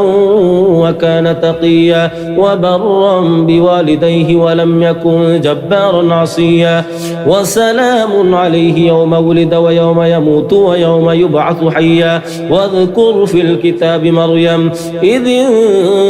انتبذت من أهلها مكانا شرقيا فاتخذت من دونهم حجابا فأرسلنا إليها روحنا فتمثل لها بشرا سويا قالت إني أعوذ بالرحمن منك إن كنت تقيا قال إنما أنا رسول ربك لأهب لك غلاما زكيا قالت أنى يكون لي غلام ولم يمسسني بشر ولم أك بغيا قال كذلك قال ربك هو علي هين ولنجعله آية للناس ورحمة منا وكان أمرا مقضيا فحملته فانتبذت به مكانا قصيا فأجاءها المخاض إلى جذع النخلة قالت يا ليتني مت قبل هذا وكنت نسيا منسيا فناداها من تحتها ألا تحزني قد جعل ربك تحتك سريا وهزي إليك بجذع النخلة تساقط عليك رطبا جنيا فكلي واشربي وقري عينا فإما ترين من البشر أحدا فقولي إني نذرت للرحمن صوما فلن أكلم اليوم إنسيا فأتت به قومها تحمله قالوا يا مريم لقد جئت شيئا فريا يا أخت هارون ما كان أبوك امرأ سوء وما كانت أمك بغيا فأشارت إليه قالوا كيف نكلم من كان في المهد صبيا قال إني عبد الله آتاني الكتاب وجعلني نبيا وجعلني مباركا أينما كنت وأوصاني بالصلاة والزكاة ما دمت حيا وبرا بوالدتي ولم يجعلني جبارا شقيا والسلام علي يوم ولدت ويوم أموت ويوم أبعث حيا ذلك عيسى بن مريم قول الحق الذي فيه يمترون ما كان لله أن يتخذ من ولد سبحانه إذا قضى أمرا فإنما يقول له كن فيكون وإن الله ربي وربكم فاعبدوه هذا صراط مستقيم فاختلف الأحزاب من بينهم فويل للذين كفروا من مشهد يوم عظيم أسمع بهم وأبصر يوم يأتوننا لكن الظالمون اليوم في ضلال مبين وأنذرهم يوم الحسرة إذ قضي الأمر وهم في غفلة وهم لا يؤمنون إنا نحن نرث الأرض ومن عليها وإلينا يرجعون واذكر في الكتاب إبراهيم إنه كان صديقا نبيا إذ قال لأبيه يا أبت لم تعبد ما لا يسمع ولا يبصر ولا يغني عنك شيئا يا أبت إني قد جاءني من العلم ما لم يأتك فاتبعني أهدك صراطا سويا يا أبت لا تعبد الشيطان إن الشيطان كان للرحمن عصيا يا أبت إني أخاف أن يمسك عذاب من الرحمن فتكون للشيطان وليا قال أراغب أنت عن آلهتي يا إبراهيم لئن لم تنته لأرجمنك واهجرني مليا قال سلام عليك سأستغفر لك ربي إنه كان بي حفيا وأعتزلكم وما تدعون من دون الله وأدعو ربي عسى ألا أكون بدعاء ربي شقيا فلما اعتزلهم وما يعبدون من دون الله وهبنا له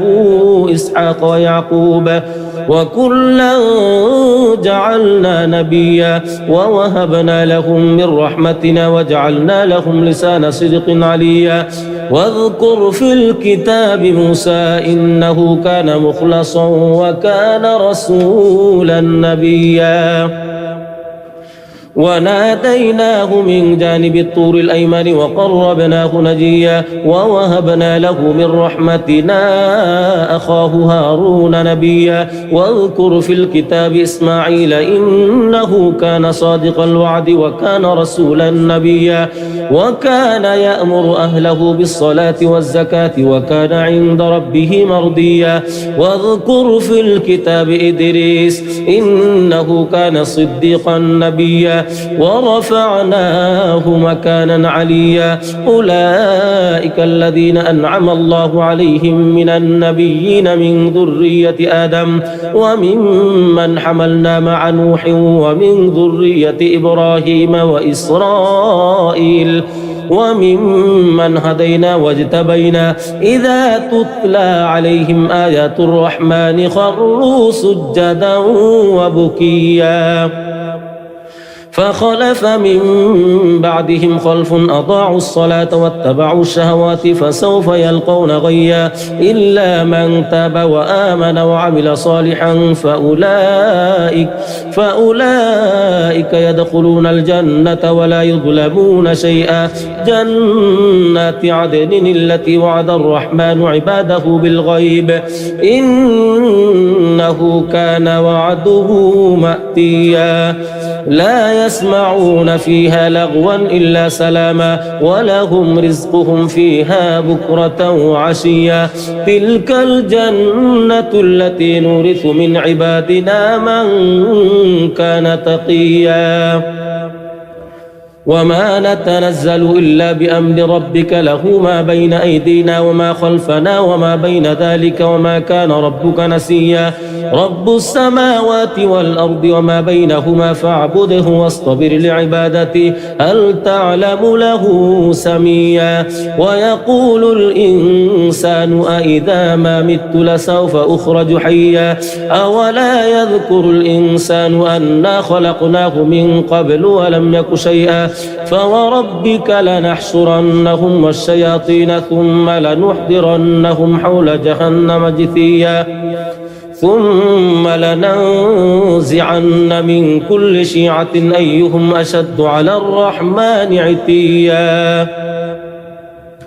ثم لنحن أعلم بالذين هم أولى بها صليا وإن منكم إلا واردها كان على ربك حتما مقضيا ثم ننجي الذين اتقوا ونذر الظالمين فيها جثيا وإذا تتلى عليهم آياتنا بينات قال الذين كفروا للذين آمنوا أي الفريقين خير مقاما وأحسن نديا وكم أهلكنا قبلكم من قرن هم أحسن أثاثا ورئيا قل من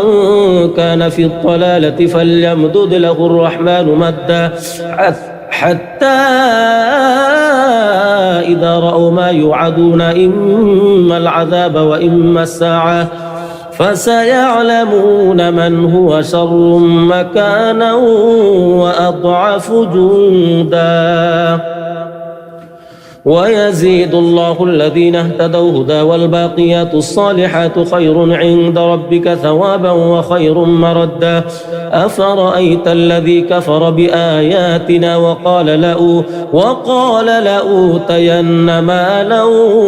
وولدا أطلع الغيب أم اتخذ عند الرحمن عهدا كلا سنكتب ما يقول ونمد له من العذاب مدا ونرثه ما يقول ويأتينا فردا واتخذوا من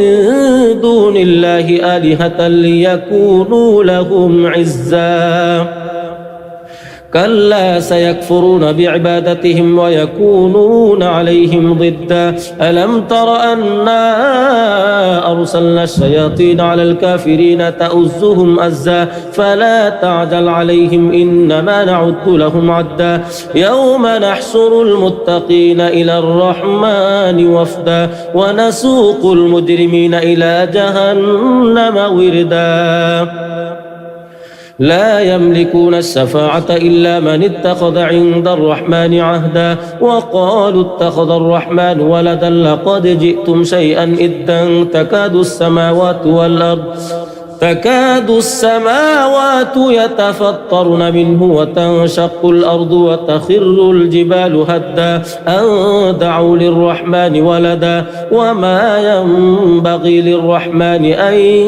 يتخذ ولدا إن كل من في السماوات والأرض إلا آتي الرحمن عبدا لقد أحصاهم وعدهم عدا وكلهم آتيه يوم القيامة فردا إن الذين آمنوا وعملوا الصالحات سيجعل لهم الرحمن ودا فإنما يسرناه بلسانك لتبشر به المتقين وتنذر به قوما لدا وكم أهلكنا قبلهم من قرن هل تحس منهم من أحد أو تسمع لهم ركزا بسم الله الرحمن الرحيم طه ما أنزلنا عليك القرآن لتشقى إلا تذكرة لمن يخشى تنزيلا ممن من خلق الأرض والسماوات العلى الرحمن على العرش استوى له ما في السماوات وما في الأرض وما بينهما وما تحت الثرى وإن تجهر بالقول فإنه يعلم السر وأخفى الله لا إله إلا هو له الأسماء الحسنى وهل أتاك حديث موسى إذ رأى نارا فقال لأهلهم كثوا إني آنست نارا لعلي آتيكم منها بقبس أو أجد على النار هدى فلما أتاها نودي يا موسى إني أنا ربك فاخلع عليك إنك بالواد المقدس طوى وأنا اخترتك فاستمع لما يوحى إنني أنا الله لا إله إلا أنا فاعبدني وأقم الصلاة لذكري إن الساعة آتية أكاد أخفيها لتجزى كل نفس بما تسعى فلا يصدنك عنها من لا يؤمن بها واتبع هواه فتردى وما تلك بيمينك يا موسى قال هي عصاي أتوكأ عليها وأهش بها على غنمي ولي فيها مآرب أخرى قال ألقها يا موسى فألقاها فإذا هي حية تسعى قال خذها ولا تخف سنعيدها سيرتها الأولى واضمم يدك إلى جناحك تخرج بيضاء من غير سوء آية أخرى لنريك من آياتنا الكبرى اذهب إلى فرعون إنه طغى قال رب اشرح لي صدري ويسر لي أمري واحلل عقدة من لساني يفقه قولي واجعل لي وزيرا من أهلي هارون أخي اشدد به أزري وأشركه في أمري كي نسبحك كثيرا ونذكرك كثيرا إنك كنت بنا بصيرا قال قد أوتيت سؤلك يا موسى ولقد مننا عليك مرة أخرى إذ أوحينا إلى أمك ما يوحى أن اقذفيه في التابوت فاقذفيه في اليم فليلقه اليم بالساحل يأخذه عدو لي وعدو له وألقيت عليك محبة مني ولتصنع على عيني إذ تمشي أختك فتقول هل أدلكم على من يكفله فرجعناك إلى أمك كي تقر عينها ولا تحزن وقتلت نفسا فنجيناك من الغم وفتناك فتونا فلبثت سنين في أهل مدين ثم جئت على قدري يا موسى واصطنعتك لنفسي اذهب أنت وأخوك بآياتي ولا تنيا في ذكري اذهبا إلى فرعون إنه طغى فقولا له قولا لينا لعله يتذكر أو يخشى قالا ربنا إننا نخاف أن يفرط علينا أو أن يطغى قال لا تخافا إنني معكما أسمع وأرى فأتياه فقولا إنا رسولا ربك فأرسل معنا بني إسرائيل ولا تعذبهم قد جئناك بآية من ربك والسلام على من اتبع الهدى إنا قد أوحي إلينا أن العذاب على من كذب وتولى قال فمن ربكما يا موسى قال ربنا الذي أعطى كل شيء خلقه ثم هدى قال فما بال القرون الأولى قال علمها عند ربي في كتاب لا يضل ربي ولا ينسى الذي جعل لكم الأرض مهدا وسلك لكم فيها سبلا وأنزل من السماء ماء فأخرجنا به أزواجا من نبات شتى كلوا وارعوا أنعامكم إن في ذلك لآيات لأولي النهى منها خلقناكم وفيها نعيدكم ومنها نخرجكم تارة أخرى ولقد أريناه آياتنا كلها فكذب وأبى قال أجئتنا لتخرجنا من أرضنا بسحرك يا موسى فلنأتينك بسحر مثله فاجعل بيننا وبينك موعدا لا نخلفه نحن ولا أنت مكانا سوى قال موعدكم يوم الزينة وأن يحشر الناس ضحى فتولى فرعون فجمع كيده ثم أتى قال لهم موسى ويلكم لا تفتروا على الله كذبا فيسحتكم بعذاب وقد خاب من افترى فتنازعوا أمرهم بينهم وأسروا النجوى قالوا إن هذان لساحران يريدان أن يخرجاكم من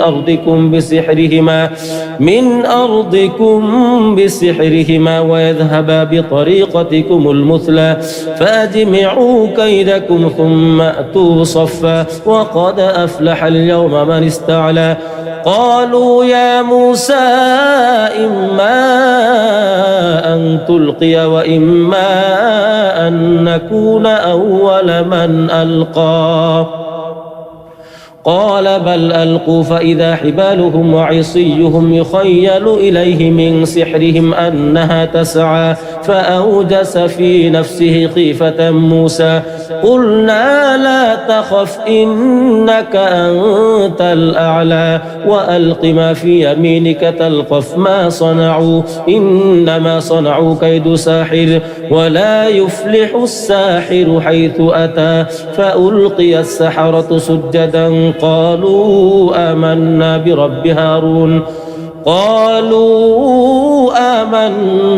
برب هارون وموسى قال آمنتم له قبل أن آذن لكم إنه لكبيركم الذي علمكم السحر فلأقطعن أيديكم وأرجلكم من خلاف ولأصلبنكم في جذوع النخلة ولتعلمن أينا أشد عذابا وأبقى قالوا لن نؤثرك على ما جاءنا من البينات والذي فطرنا فاقض ما أنت قاض إنما تقضي هذه الحياة الدنيا إنا آمنا بربنا ليغفر لنا خطايانا وما أكرهتنا عليه من السحر والله خير وأبقى إنه من يأت ربه مجرما فإن له جهنم لا يموت فيها ولا يحيا ومن يأته مؤمنا قد عمل الصالحات فأولئك لهم الدرجات العلى جنات عدن تجري من تحتها الأنهار خالدين فيها وذلك جزاء من تزكى ولقد أوحينا إلى موسى أن أسر بعبادي فاضرب لهم طريقا في البحر يبسا لا تخاف دركا ولا تخشى فأتبعهم فرعون بجنوده فغشيهم من اليم ما غشيهم وأضل فرعون قومه وما هدى يا بني إسرائيل قد أنجيناكم من عدوكم وواعدناكم جانب الطور الأيمن ونزلنا عليكم المن والسلوى كلوا من طيبات ما رزقناكم ولا تطغوا فيه فيحل عليكم غضبي ومن يحلل عليه غضبي فقد هوى وإني لغفار لمن تاب وآمن وعمل صالحا ثم اهتدى وما أعجلك عن قومك يا موسى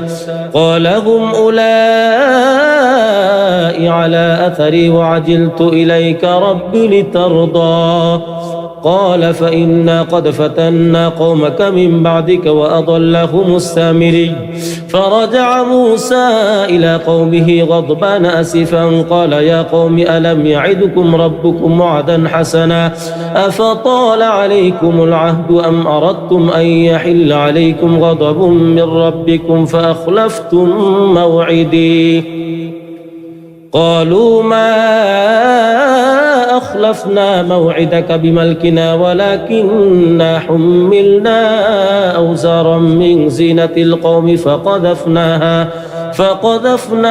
فكذلك ألقى السامري فأخرج لهم عجلا جسدا له خوار فقالوا هذا إلهكم وإله موسى فنسي أفلا يرون ألا يرجع إليهم قولا أفلا يرون ألا يرجع إليهم قولا ولا يملك لهم ضرا ولا نفعا ولقد قال لهم هارون من قبل يا قوم إنما فتنتم به وإن ربكم الرحمن فاتبعوني وأطيعوا أمري قالوا لن نبرح عليه عاكفين حتى يرجع إلينا موسى قال يا هارون ما منعك إذ رأيتهم ضلوا ألا تتبعني أفعصيت أمري قال يا ابن لا تأخذ بلحيتي ولا برأسي إني خشيت أن تقول فرقت بين بني إسرائيل ولم ترقب قولي قال فما خطبك يا سامري قال بصرت بما لم يبصروا به فقبضت قبضة من أثر الرسول فنبذتها وكذلك سولت لي نفسي قال فاذهب فإن لك في الحياة أن تقول لا مساس وإن لك موعدا لن تخلفه وانظر إلى إلهك الذي ظلت عليه عاكفا لنحرقنه ثم لننسفنه في اليم نسفا إنما إلهكم الله الذي لا إله إلا هو وسع كل شيء علما كذلك نقص عليك من أنباء ما قد سبق وقد آتيناك من لدنا ذكرا من أعرض عنه فإنه يحمل يوم القيامة وزرا خالدين فيه وساء لهم يوم القيامة حملا يوم ينفخ في الصور ونحشر المجرمين يومئذ زرقا يتخافتون بينهم إن لبثتم إلا عشرا نحن أعلم بما يقولون إذ يقول أمثلهم طريقة إن لبثتم إلا يوما ويسألونك عن الجبال فقل ينسفها ربي نسفا فيذرها قاعا صفصفا لا ترى فيها عوجا ولا أمتا يومئذ يتبعون الداعي لا عوج له وخشعت الأصوات للرحمن فلا تسمع إلا همسا يومئذ لا تنفع الشفاعة إلا من أذن له الرحمن ورضي له قولا يعلم ما بين أيديهم وما خلفهم ولا يحيطون به علما وعنت الوجوه للحي القيوم وقد خاب من حمل ظلما ومن يعمل من الصالحات وهو مؤمن فلا يخاف ظلما ولا هضما وكذلك أنزلناه قرآنا عربيا وصرفنا فيه من الوعيد لعلهم يتقون أو يحدث لهم ذكرا فتعالى الله الملك الحق ولا تعجل بالقرآن من قبل أن يقضى إليك وحيه وقل رب زدني علما ولقد عهدنا إلى آدم من قبل فنسي ولم نجد له عزما وإذ قلنا للملائكة اسجدوا لآدم فسجدوا إلا إبليس أبى فقلنا يا آدم إن هذا عدو لك ولزوجك فلا يخرجنكما من الجنة فتشقى إن لك ألا تجوع فيها ولا تعرى وأنك لا تظمأ فيها ولا تضحى فوسوس إليه الشيطان قال يا آدم هل أدلك على شجرة الخلد وملك لا يبلى فأكلا منها فبدت لهما سوآتهما وطفقا يخصفان عليهما من ورق الجنة وعصى آدم ربه فغوى ثم اجتباه ربه فتاب عليه وهدى قال اهبطا منها جميعا بعضكم لبعض عدو فإما يأتينكم مني هدى فمن اتبع هداي فلا يضل ولا يشقى ومن أعرض عن ذكري فإن له معيشة ضنكا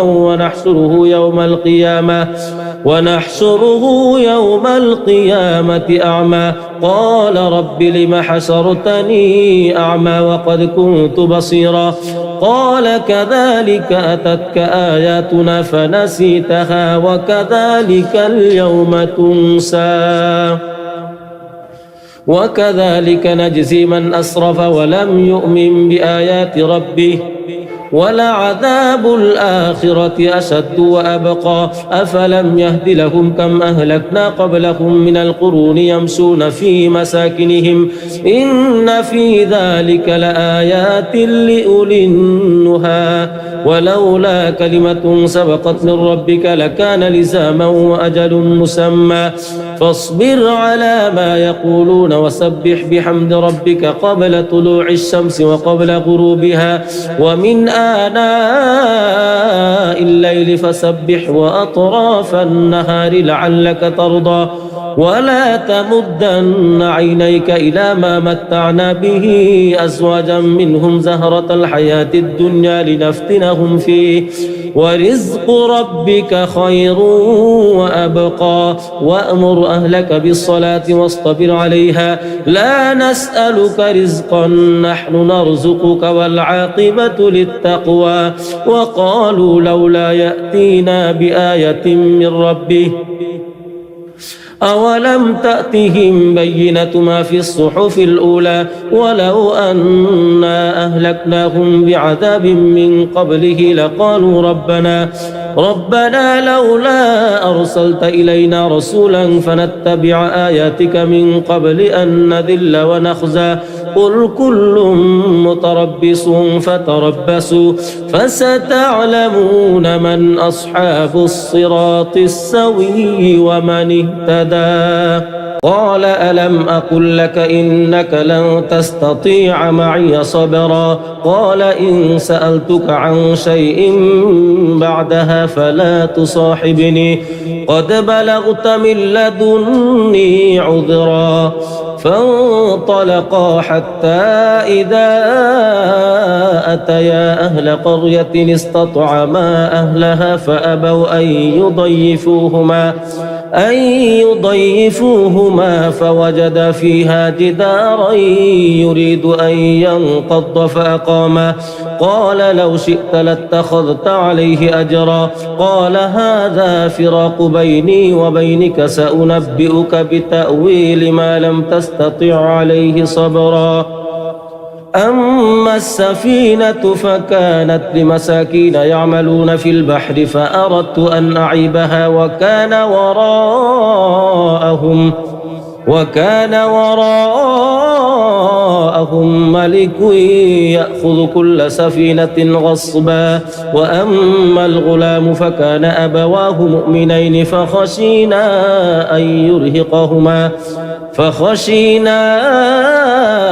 أن يرهقهما طغيانا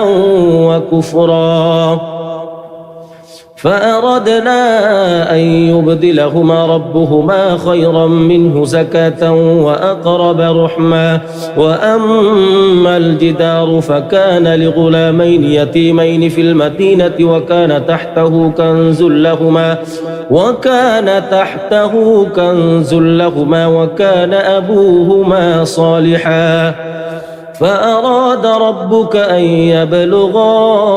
أشدهما ويستخرجا كنزهما رحمة من ربك وما فعلته عن أمري ذلك تأويل ما لم تسطع عليه صبرا ويسألونك عن ذي القرنين قل سأتلو عليكم منه ذكرا إنا مكنا له في الأرض وآتيناه من كل شيء سببا فأتبع سببا حتى إذا بلغ مغرب الشمس وجدها تغرب في عين حمئة ووجد عندها قوما قلنا يا ذا القرنين إما أن تعذب وإما أن تتخذ فيهم حسنا قال أما من ظلم فسوف نعذبه ثم يرد إلى ربه فيعذبه عذابا نكرا وأما من آمن وعمل صالحا فله جزاء الحسنى وسنقول له من أمرنا يسرا ثم أتبع سببا حتى إذا بلغ مطلع الشمس وجدها تطلع على قوم لم نجعل لهم من دونها سترا كذلك وقد أحطنا بما لديه خبرا ثم أتبع سببا حتى إذا بلغ بين السدين وجد من دونهما قوما لا يكادون يفقهون قولا قالوا يا ذا القرنين إن يأجوج ومأجوج مفسدون في الأرض فهل نجعل لك خرجا على أن تجعل بيننا وبينهم سدا قال ما مكني فيه ربي خير فأعينوني بقوة أجعل بينكم وبينهم ردما آتوني زبر الحديد حتى إذا ساوى بين الصدفين قال انفخوا حتى إذا جعله نارا قال آتوني أفرغ عليه قطرا فما استطاعوا أن يظهروه وما استطاعوا له نقبا قال هذا رحمة من ربي فإذا جاء وعد ربي جعله دكاء وكان وعد ربي حقا وتركنا بعضهم يومئذ يموج في بعض ونفخ في الصور فجمعناهم جمعا وعرضنا جهنم يومئذ للكافرين عرضا الذين كانت أعينهم في غطاء عن ذكري وكانوا لا يستطيعون سمعا أفحسب الذين كفروا أن يتخذوا عبادي من دوني أولياء إنا أعتدنا جهنم للكافرين نزلا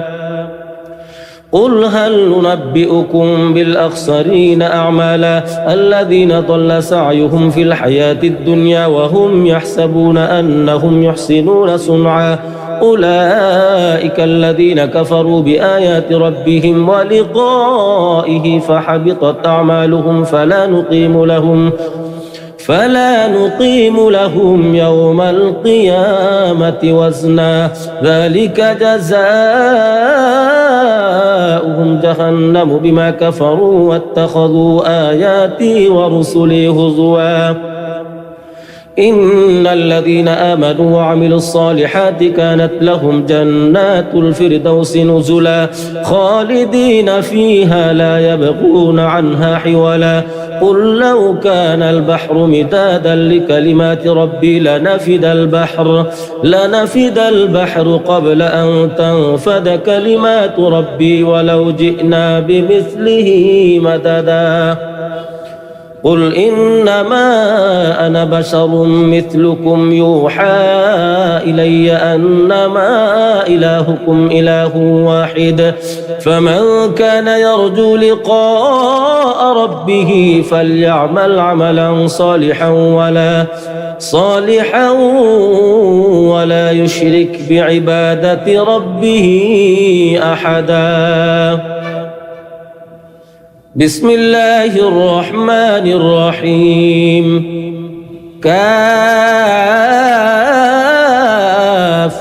يا عين صاد ذكر رحمة ربك عبده زكريا إذ نادى ربه نداء خفيا قال رب إني وهن العظم مني واشتعل الرأس شيبا ولم أكن بدعائك رب شقيا وإني خفت الموالي من ورائي وكانت امرأتي عاقرا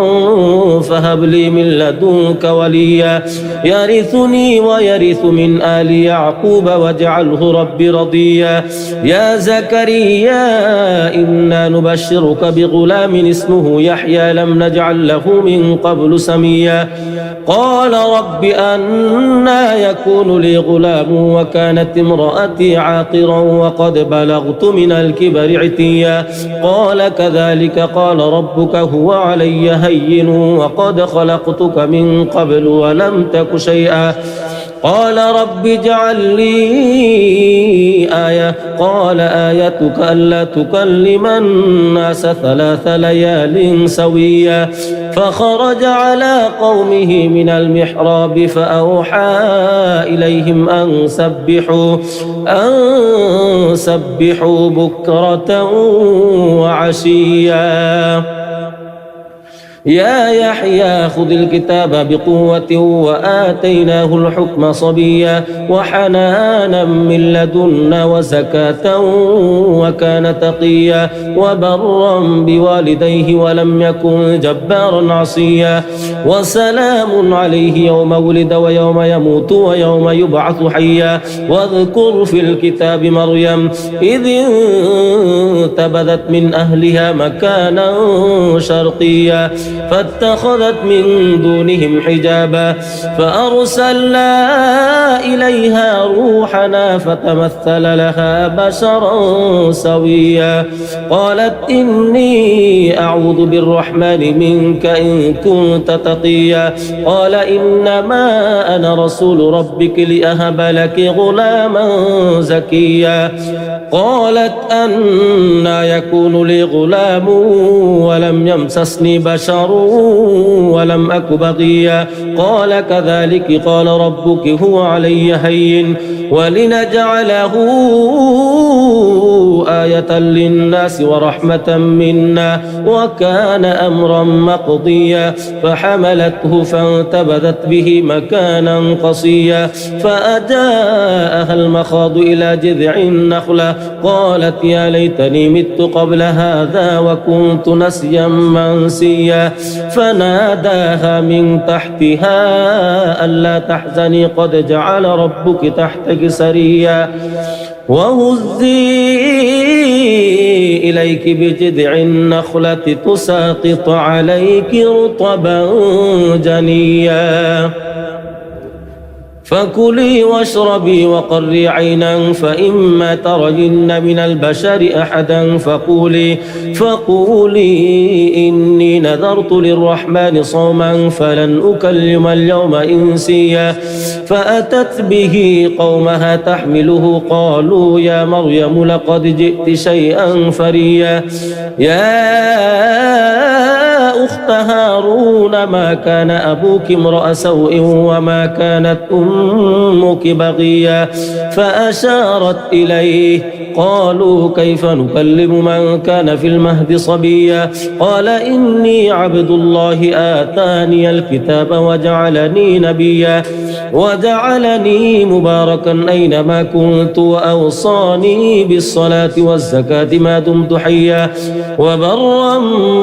بوالدتي ولم يجعلني جبارا شقيا والسلام علي يوم ولدت ويوم أموت ويوم أبعث حيا ذلك عيسى ابن مريم قول الحق الذي فيه يمترون ما كان لله أن يتخذ من ولد سبحانه إذا قضى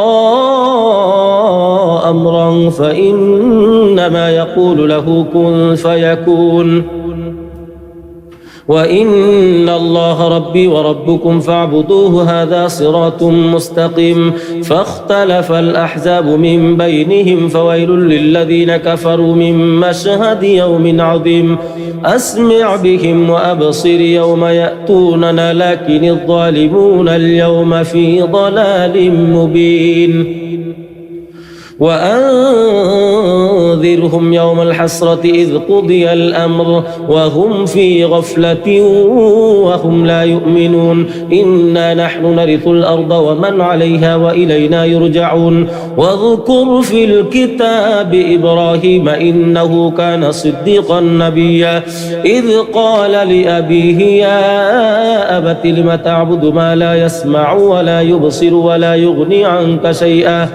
يا أبت إني قد جاءني من العلم ما لم يأتك فاتبعني أهدك صراطا سويا يا أبت لا تعبد الشيطان إن الشيطان كان للرحمن عصيا يا أبت إني أخاف أن يمسك عذاب من الرحمن فتكون للشيطان وليا قال أراغب أنت عن آلهتي يا إبراهيم لئن لم تنته لأرجمنك واهجرني مليا قال سلام عليك سأستغفر لك ربي إنه كان بي حفيا وأعتزلكم وما تدعون من دون الله وأدعو ربي عسى ألا أكون بدعاء ربي شقيا فلما اعتزلهم وما يعبدون من دون الله وهبنا له إسحاق ويعقوب وكلا جعلنا نبيا ووهبنا لهم من رحمتنا وجعلنا لهم لسان صدق عليا واذكر في الكتاب موسى إنه كان مخلصا وكان رسولا نبيا وناديناه من جانب الطور الأيمن وقربناه نجيا ووهبنا له من رحمتنا أخاه هارون نبيا واذكر في الكتاب إسماعيل إنه كان صادق الوعد وكان رسولا نبيا وكان يأمر أهله بالصلاة والزكاة وكان عند ربه مرضيا واذكر في الكتاب إدريس إنه كان صديقا نبيا ورفعناه مكانا عليا أولئك الذين أنعم الله عليهم من النبيين من ذرية آدم وممن حملنا مع نوح ومن ذرية إبراهيم وإسرائيل وممن هدينا واجتبينا إذا تتلى عليهم آيات الرحمن خروا سجدا وبكيا فخلف من بعدهم خلف أضاعوا الصلاة واتبعوا الشهوات فسوف يلقون غيا إلا من تاب وآمن وعمل صالحا فأولئك يدخلون الجنة ولا يظلمون شيئا جنات عدن التي وعد الرحمن عباده بالغيب إنه كان وعده مأتيا لا يسمعون فيها لغوا إلا سلاما ولهم رزقهم فيها بكرة وعشيا تلك الجنة التي نورث من عبادنا من كان تقيا وما نتنزل إلا بأمر ربك له ما بين أيدينا وما خلفنا وما بين ذلك وما كان ربك نسيا رب السماوات والأرض وما بينهما فاعبده واصطبر لعبادته هل تعلم له سميا ويقول الإنسان أإذا ما مت لسوف أخرج حيا أولا يذكر الإنسان أنا خلقناه من قبل ولم يك شيئا فوربك لنحشرنهم والشياطين ثم لنحضرنهم حول جهنم جثيا ثم لننزعن من كل شيعة أيهم أشد على الرحمن عتيا ثم لنحن أعلم بالذين هم أولى بها صليا وإن منكم إلا واردها كان على ربك حتما مقضيا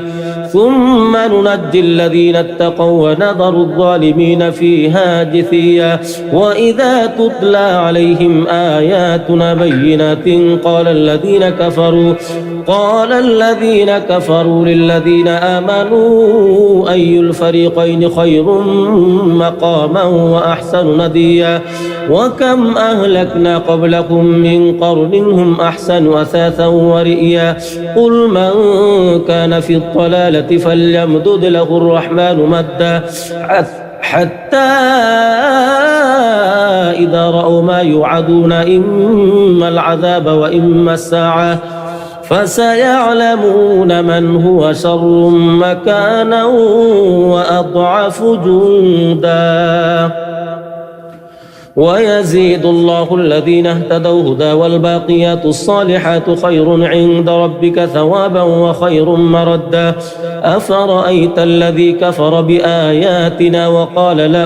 وقال لأوتين مالا وولدا أطلع الغيب أم اتخذ عند الرحمن عهدا كلا سنكتب ما يقول ونمد له من العذاب مدا ونرثه ما يقول ويأتينا فردا واتخذوا من دون الله آلهة ليكونوا لهم عزا كلا سيكفرون بعبادتهم ويكونون عليهم ضدا ألم تر أنا أرسلنا الشياطين على الكافرين تؤزهم أزا فلا تعجل عليهم إنما نعد لهم عدا يوم نحشر المتقين إلى الرحمن وفدا ونسوق المجرمين إلى جهنم وردا لا يملكون الشفاعة إلا من اتخذ عند الرحمن عهدا وقالوا اتخذ الرحمن ولدا لقد جئتم شيئا إدا تكاد السماوات يتفطرن منه وتنشق الأرض وتخر الجبال هدا أن دعوا للرحمن ولدا وما ينبغي للرحمن أن يتخذ ولدا إن كل من في السماوات والأرض إلا آتي الرحمن عبدا لقد أحصاهم وعدهم عدا وكلهم آتيه يوم القيامة فردا إن الذين آمنوا وعملوا الصالحات سيجعل لهم الرحمن ودا فإنما يسرناه بلسانك لتبشر به المتقين وتنذر به قوما لدا وكم أهلكنا قبلهم من قرن هل تحس منهم من أحد أو تسمع لهم ركزا بسم الله الرحمن الرحيم طه ما أنزلنا عليك القرآن لتشقى إلا تذكرة لمن يخشى تنزيلا ممن خلق الأرض والسماوات العلى الرحمن على العرش استوى له ما في السماوات وما في الأرض وما بينهما وما تحت الثرى وإن تجهر بالقول فإنه يعلم السر وأخفى الله لا إله إله إلا هو له الأسماء الحسنى. وهل أتاك حديث موسى إذ رأى نارا فقال لأهلهم كثوا إني آنست نارا لعلي آتيكم منها بقبس أو أجد على النار هدى. فلما أتاها نودي يا موسى إني أنا ربك فاخلع عليك إنك بالواد المقدس طوى وأنا اخترتك فاستمع لما يوحى إنني أنا الله لا إله إلا أنا فاعبدني وأقم الصلاة لذكري إن الساعة آتية أكاد أخفيها لتجزى كل نفس بما تسعى فلا يصدنك عنها من لا يؤمن بها واتبع هواه فتردى. وما تلك بيمينك يا موسى قال هي عصاي أتوكأ عليها وأهش بها على غنمي ولي فيها مآرب أخرى. قال ألقها يا موسى فألقاها فإذا هي حية تسعى قال خذها ولا تخف سنعيدها سيرتها الأولى واضمم يدك إلى جناحك تخرج بيضاء من غير سوء آية أخرى لنريك من آياتنا الكبرى اذهب إلى فرعون إنه طغى قال رب اشرح لي صدري ويسر لي أمري واحلل عقدة من لساني يفقه قولي واجعل لي وزيرا من أهلي هارون أخي اشدد به أزري وأشركه في أمري كي نسبحك كثيرا ونذكرك كثيرا إنك كنت بنا بصيرا. قال قد أوتيت سؤلك يا موسى ولقد مننا عليك مرة أخرى إذ أوحينا إلى أمك ما يوحى أن اقذفيه في التابوت فاقذفيه في اليم فليلقه اليم بالساحل يأخذه عدو لي وعدو له وألقيت عليك محبة مني ولتصنع على عيني إذ تمشي أختك فتقول هل أدلكم على من يكفله فرجعناك إلى أمك كي تقر عينها ولا تحزن وقتلت نفسا فنجيناك من الغم وفتناك فتونا فلبثت سنين في أهل مدين ثم جئت على قدري يا موسى واصطنعتك لنفسي اذهب أنت وأخوك بآياتي ولا تنيا في ذكري اذهبا إلى فرعون إنه طغى فقولا له قولا لينا لعله يتذكر أو يخشى قالا ربنا إننا نخاف أن يفرط علينا أو أن يطغى قال لا تخافا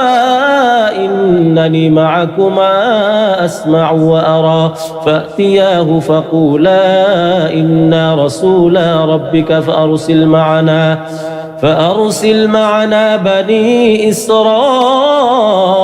ولا تعذبهم قد جئناك بآية من ربك والسلام على من اتبع الهدى إنا قد أوحي إلينا أن العذاب على من كذب وتولى قال فمن ربكما يا موسى قال ربنا الذي أعطى كل شيء خلقه ثم هدى قال فما بال القرون الأولى قال علمها عند ربي في كتاب لا يضل ربي ولا ينسى الذي جعل لكم الأرض مهدا وسلك لكم فيها سبلا وأنزل من السماء ماء فأخرجنا به أزواجا من نبات شتى كلوا وارعوا أنعامكم إن في ذلك لآيات لأولي النهى منها خلقناكم وفيها نعيدكم ومنها نخرجكم تارة أخرى ولقد أريناه آياتنا كلها فكذب وأبى قال أجئتنا لتخرجنا من أرضنا بسحرك يا موسى فلنأتينك بسحر مثله فاجعل بيننا وبينك موعدا لا نخلفه نحن ولا أنت مكانا سوى قال موعدكم يوم الزينة وأن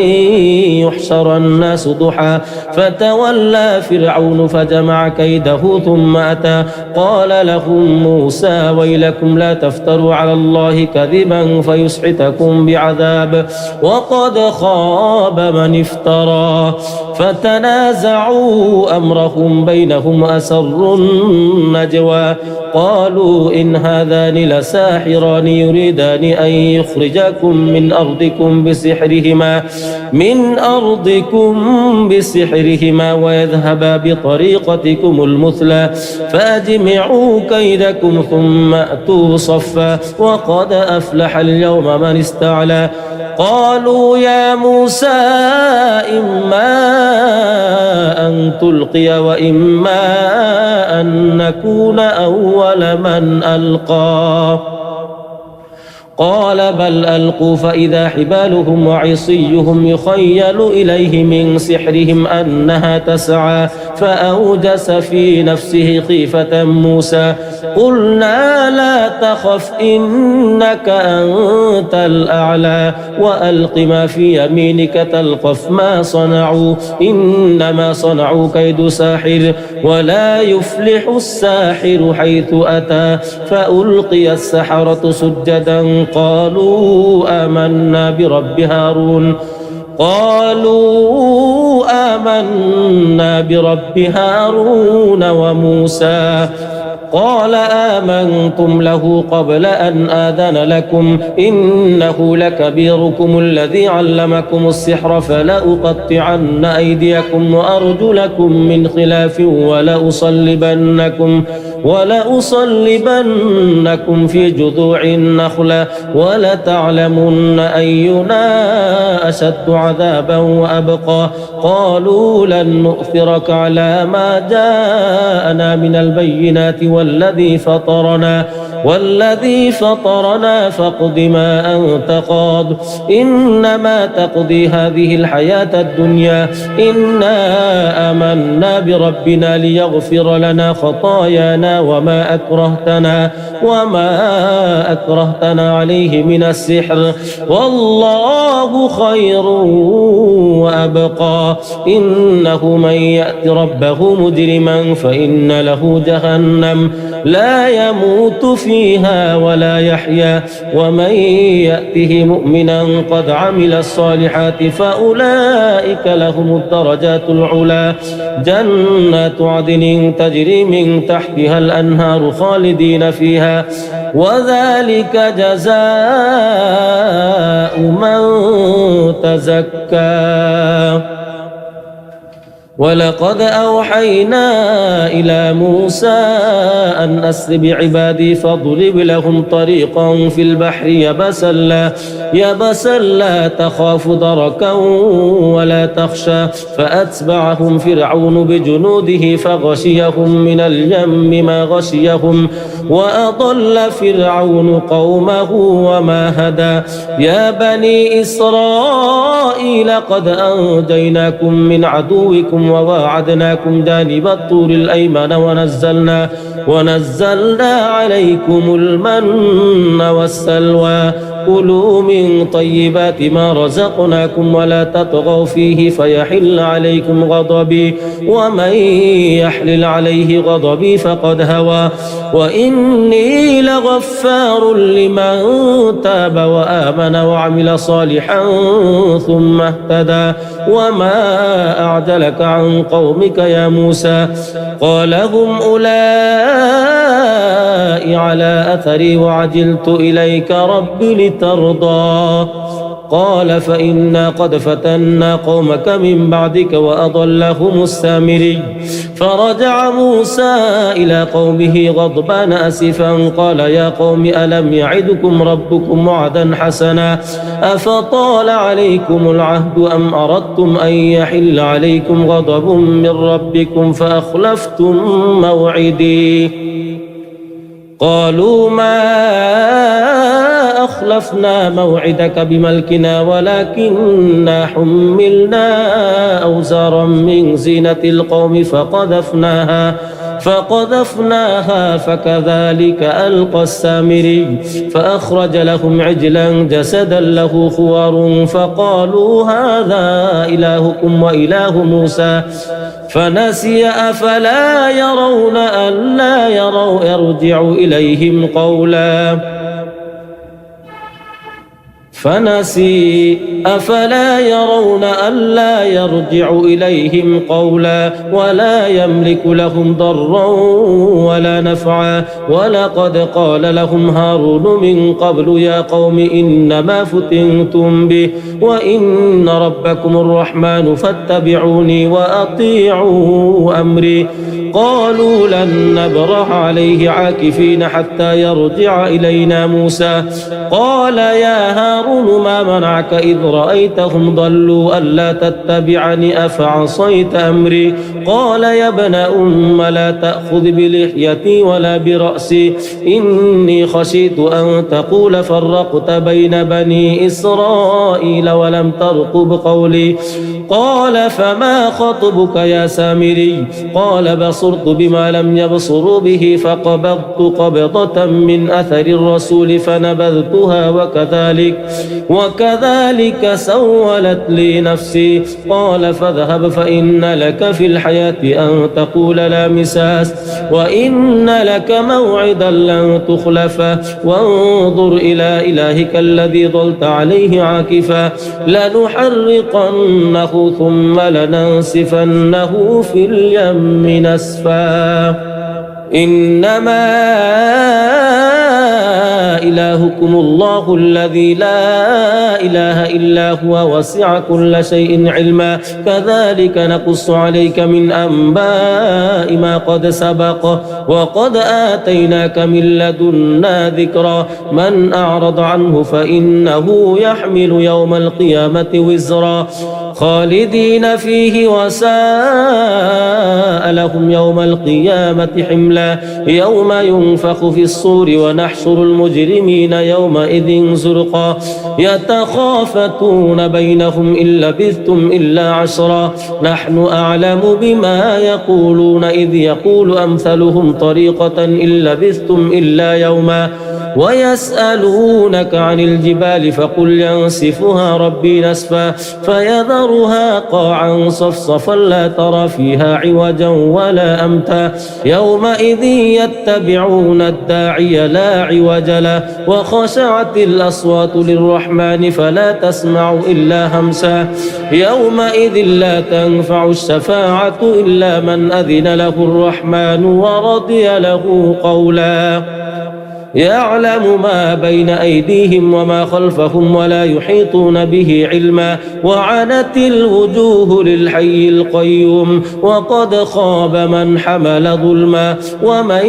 يعمل من الصالحات وهو مؤمن فلا يخاف ظلما ولا هضما وكذلك أنزلناه قرآنا عربيا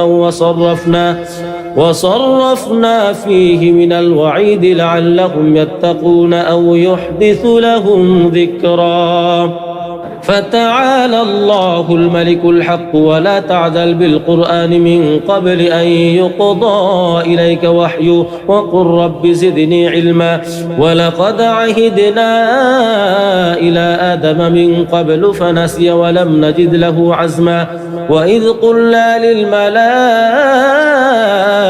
اسجدوا لآدم فسجدوا إلا إبليس أبى فقلنا يا آدم إن هذا عدو لك ولزوجك فلا يخرجنكما من الجنة فتشقى إن لك ألا تجوع فيها ولا تعرى وأنك لا تظمأ فيها ولا تضحى فوسوس إليه الشيطان قال يا آدم هل أدلك على شجرة الخلد وملك لا يبلى فأكلا منها فبدت لهما سوآتهما وطفقا يخصفان عليهما من ورق الجنة وعصى آدم ربه فغوى ثم اجتباه ربه فتاب عليه وهدى قال اهبطا منها جميعا بعضكم لبعض عدو فإما يأتينكم مني هدى فمن اتبع هداي فلا يضل ولا يشقى ومن أعرض عن ذكري فإن له معيشة ضنكا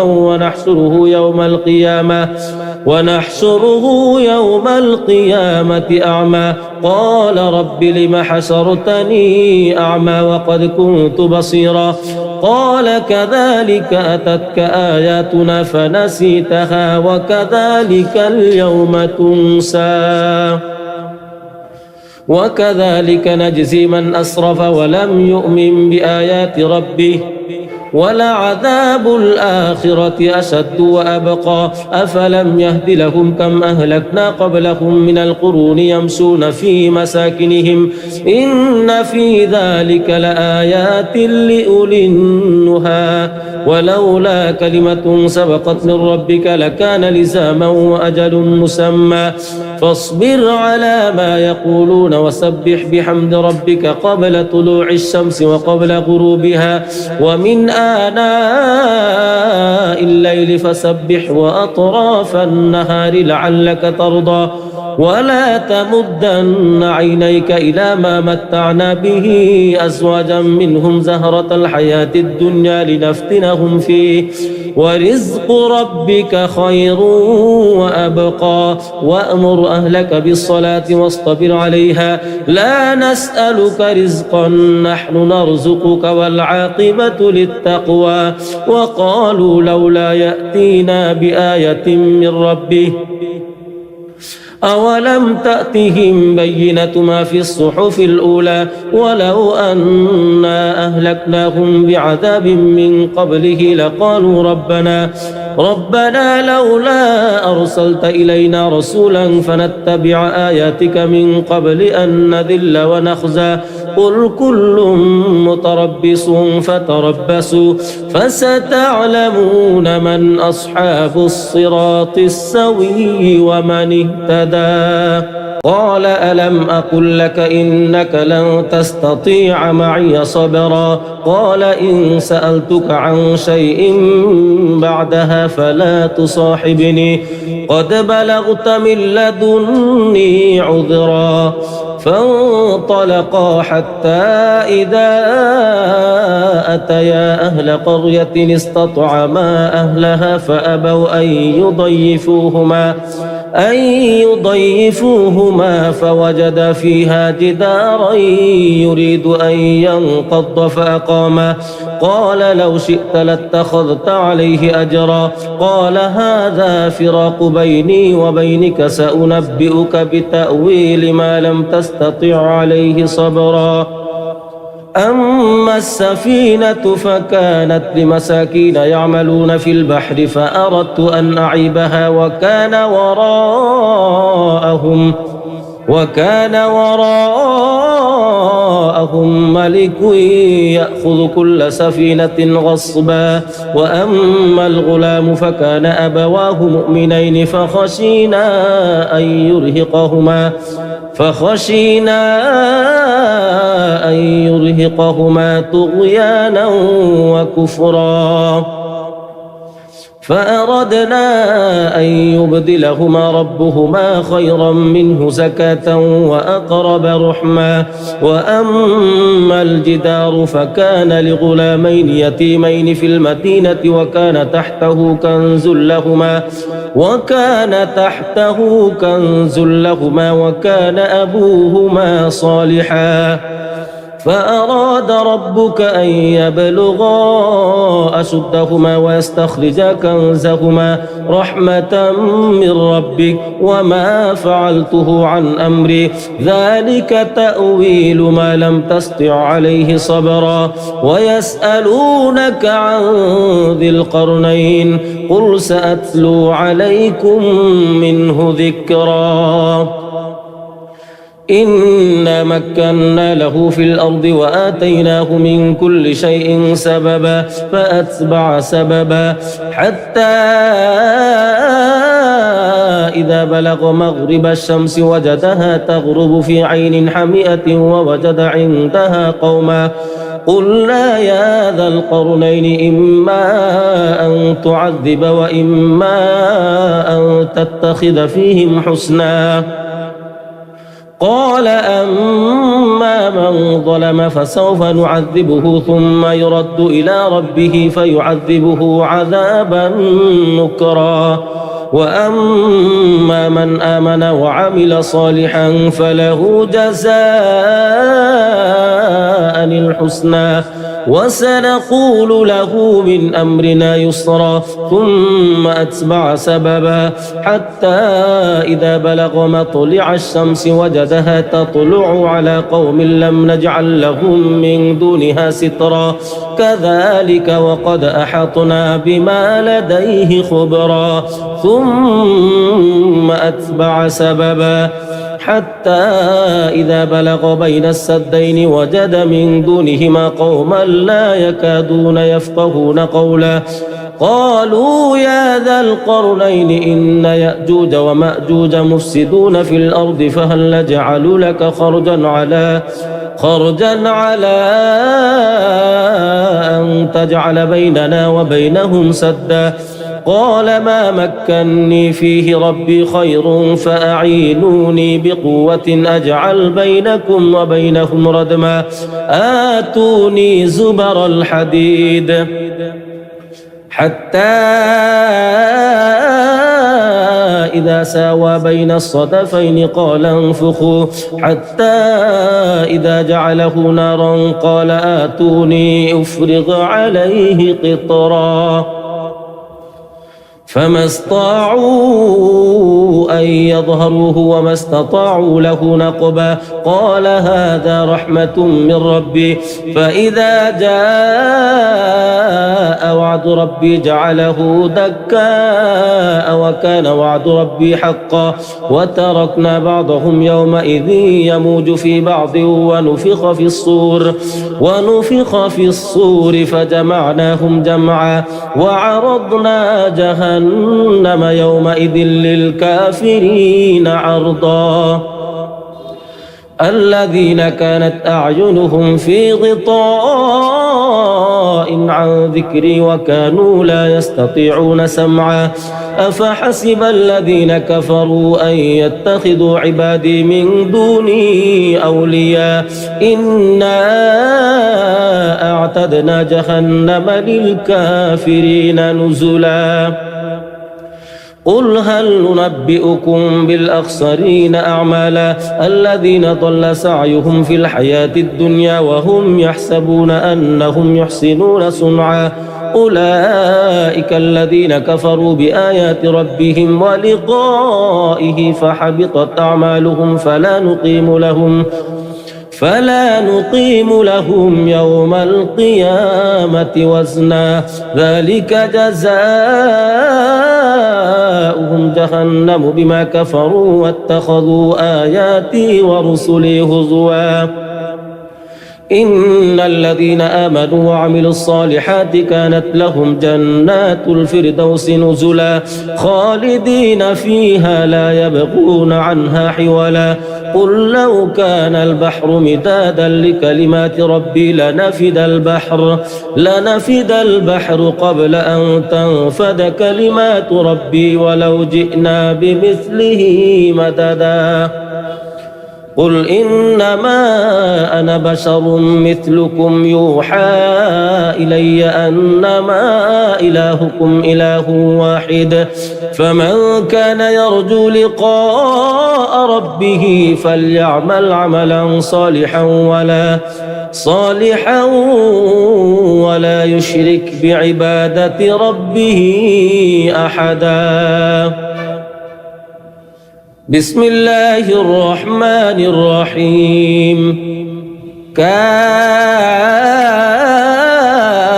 كافها يا عين صاد ذكر رحمة ربك عبده زكريا إذ نادى ربه نداء خفيا قال رب إني وهن العظم مني واشتعل الرأس شيبا ولم أكن بدعائك رب شقيا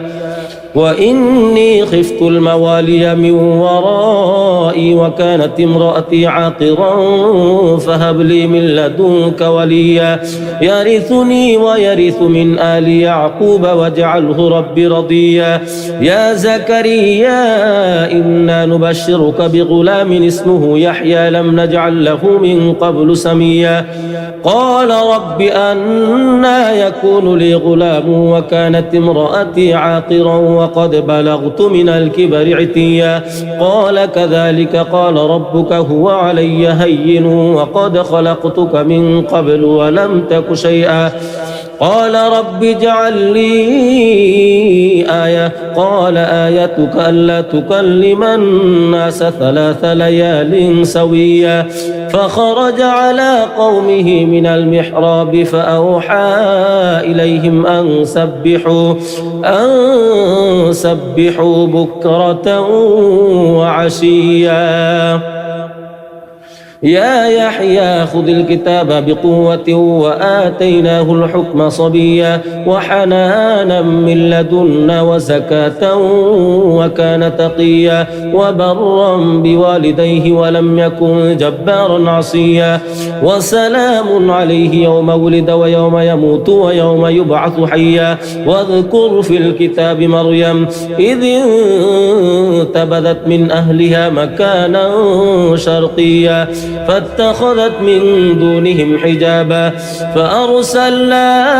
إليها روحنا فتمثل لها بشرا سويا قالت إني أعوذ بالرحمن منك إن كنت تقيا قال إنما أنا رسول ربك لأهب لك غلاما زكيا قالت أنى يكون لي غلام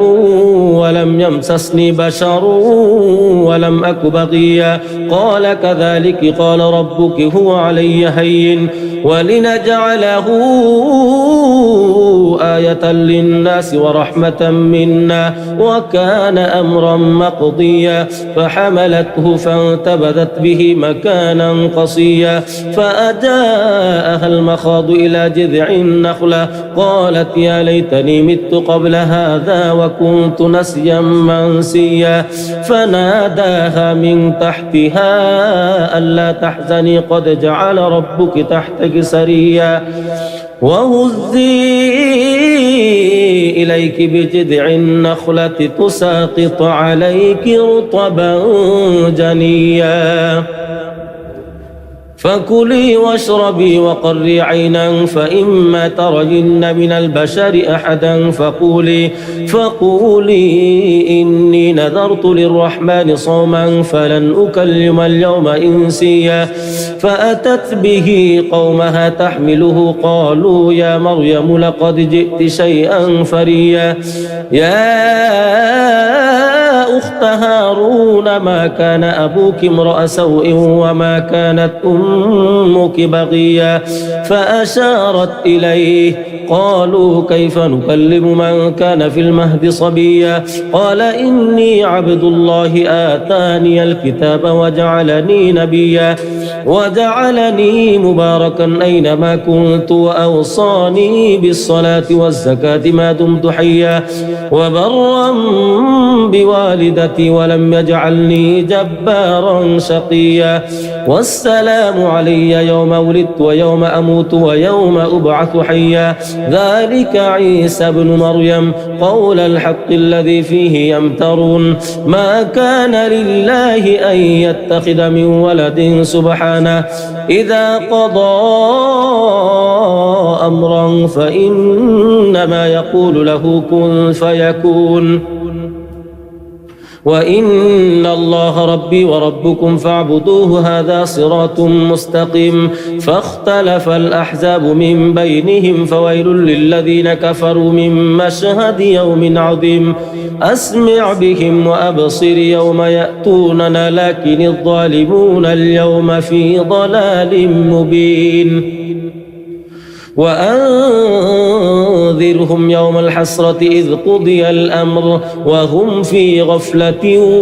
وهم لا يؤمنون إنا نحن نرث الأرض ومن عليها وإلينا يرجعون واذكر في الكتاب إبراهيم إنه كان صديقا نبيا إذ قال لأبيه يا أبت لم تعبد ما لا يسمع ولا يبصر ولا يغني عنك شيئا يا أبت إني قد جاءني من العلم ما لم يأتك فاتبعني أهدك صراطا سويا يا أبت لا تعبد الشيطان إن الشيطان كان للرحمن عصيا يا أبت إني أخاف أن يمسك عذاب من الرحمن فتكون للشيطان وليا قال أراغب أنت عن آلهتي يا إبراهيم لئن لم تنته لأرجمنك واهجرني مليا قال سلام عليك سأستغفر لك ربي إنه كان بي حفيا وأعتزلكم وما تدعون من دون الله وأدعو ربي عسى ألا أكون بدعاء ربي شقيا فلما اعتزلهم وما يعبدون من دون الله وهبنا له إسحاق ويعقوب وكلا جعلنا نبيا ووهبنا لهم من رحمتنا وجعلنا لهم لسان صدق عليا واذكر في الكتاب موسى إنه كان مخلصا وكان رسولا نبيا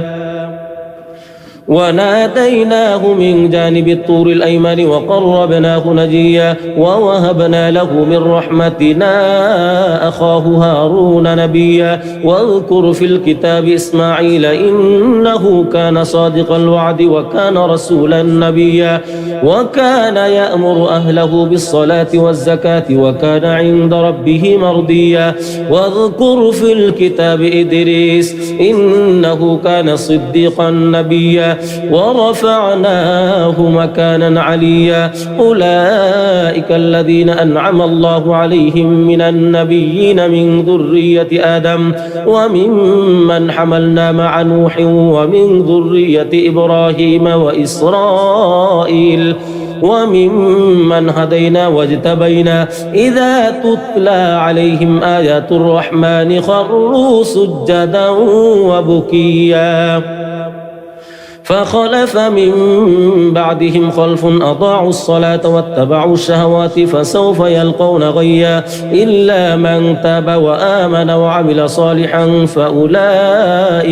فأولئك يدخلون الجنة ولا يظلمون شيئا جنات عدن التي وعد الرحمن عباده بالغيب إنه كان وعده مأتيا لا يسمعون فيها لغوا إلا سلاما ولهم رزقهم فيها بكرة وعشيا تلك الجنة التي نورث من عبادنا من كان تقيا وما نتنزل إلا بأمر ربك له ما بين أيدينا وما خلفنا وما بين ذلك وما كان ربك نسيا رب السماوات والأرض وما بينهما فاعبده واصطبر لعبادته هل تعلم له سميا ويقول الإنسان أإذا ما مت لسوف أخرج حيا أولا يذكر الإنسان أنا خلقناه من قبل ولم يك شيئا فوربك لنحشرنهم والشياطين ثم لنحضرنهم حول جهنم جثيا ثم لننزعن من كل شيعة أيهم أشد على الرحمن عتيا ثم لنحن أعلم بالذين هم أولى بها صليا وإن منكم إلا واردها كان على ربك حتما مقضيا ثم ننجي الذين اتقوا ونذر الظالمين فيها جثيا وإذا تتلى عليهم آياتنا بينات قال الذين كفروا للذين آمنوا أي الفريقين خير مقاما وأحسن نديا وكم أهلكنا قبلكم من قرن هم أحسن أثاثا ورئيا قل من كان في الضلالة فليمدد له الرحمن مدا حتى إذا رأوا ما يوعدون إما العذاب وإما الساعة فسيعلمون من هو شر مكانا وأضعف جندا ويزيد الله الذين اهتدوا هدى والباقيات الصالحات خير عند ربك ثوابا وخير مردا أفرأيت الذي كفر بآياتنا وقال لأوتين مالا وولدا أطلع الغيب أم اتخذ عند الرحمن عهدا كلا سنكتب ما يقول ونمد له من العذاب مدا ونرثه ما يقول ويأتينا فردا واتخذوا من دون الله آلهة ليكونوا لهم عزا كلا سيكفرون بعبادتهم ويكونون عليهم ضدا ألم تر أنا أرسلنا الشياطين على الكافرين تؤزهم أزا فلا تعجل عليهم إنما نعد لهم عدا يوم نحشر المتقين إلى الرحمن وفدا ونسوق المجرمين إلى جهنم وردا لا يملكون الشفاعة إلا من اتخذ عند الرحمن عهدا وقالوا اتخذ الرحمن ولدا لقد جئتم شيئا إدا تكاد السماوات يتفطرن منه وتنشق الأرض وتخر الجبال هدا أن دعوا للرحمن ولدا وما ينبغي للرحمن أن يتخذ ولدا إن كل من في السماوات والأرض إلا آتي الرحمن عبدا لقد أحصاهم وعدهم عدا وكلهم آتيه يوم القيامة فردا إن الذين آمنوا وعملوا الصالحات سيجعل لهم الرحمن ودا فإنما يسرناه بلسانك لتبشر به المتقين وتنذر به قوما لدا وكم أهلكنا قبلهم من قرن هل تحس منهم من أحد أو تسمع لهم ركزا بسم الله الرحمن الرحيم طه ما أنزلنا عليك القرآن لتشقى إلا تذكرة لمن يخشى تنزيلا ممن خلق الأرض والسماوات العلى الرحمن على العرش استوى له ما في السماوات وما في الأرض وما بينهما وما تحت الثرى وإن تجهر بالقول فإنه يعلم السر وأخفى الله لا إله إلا هو له الأسماء الحسنى وهل أتاك حديث موسى إذ رأى نارا فقال لأهلهم كثوا إني آنست نارا لعلي آتيكم منها بقبس أو أجد على النار هدى فلما أتاها نودي يا موسى إني أنا ربك فاخلع عليك إنك بالواد المقدس طوى وأنا اخترتك فاستمع لما يوحى إنني أنا الله لا إله إلا أنا فاعبدني وأقم الصلاة لذكري إن الساعة آتية أكاد أخفيها لتجزى كل نفس بما تسعى فلا يصدنك عنها من لا يؤمن بها واتبع هواه فتردى وما تلك بيمينك يا موسى قال هي عصاي أتوكأ عليها وأهش بها على غنمي ولي فيها مآرب أخرى قال ألقها يا موسى فألقاها فإذا هي حية تسعى قال خذها ولا تخف سنعيدها سيرتها الأولى واضمم يدك إلى جناحك تخرج بيضاء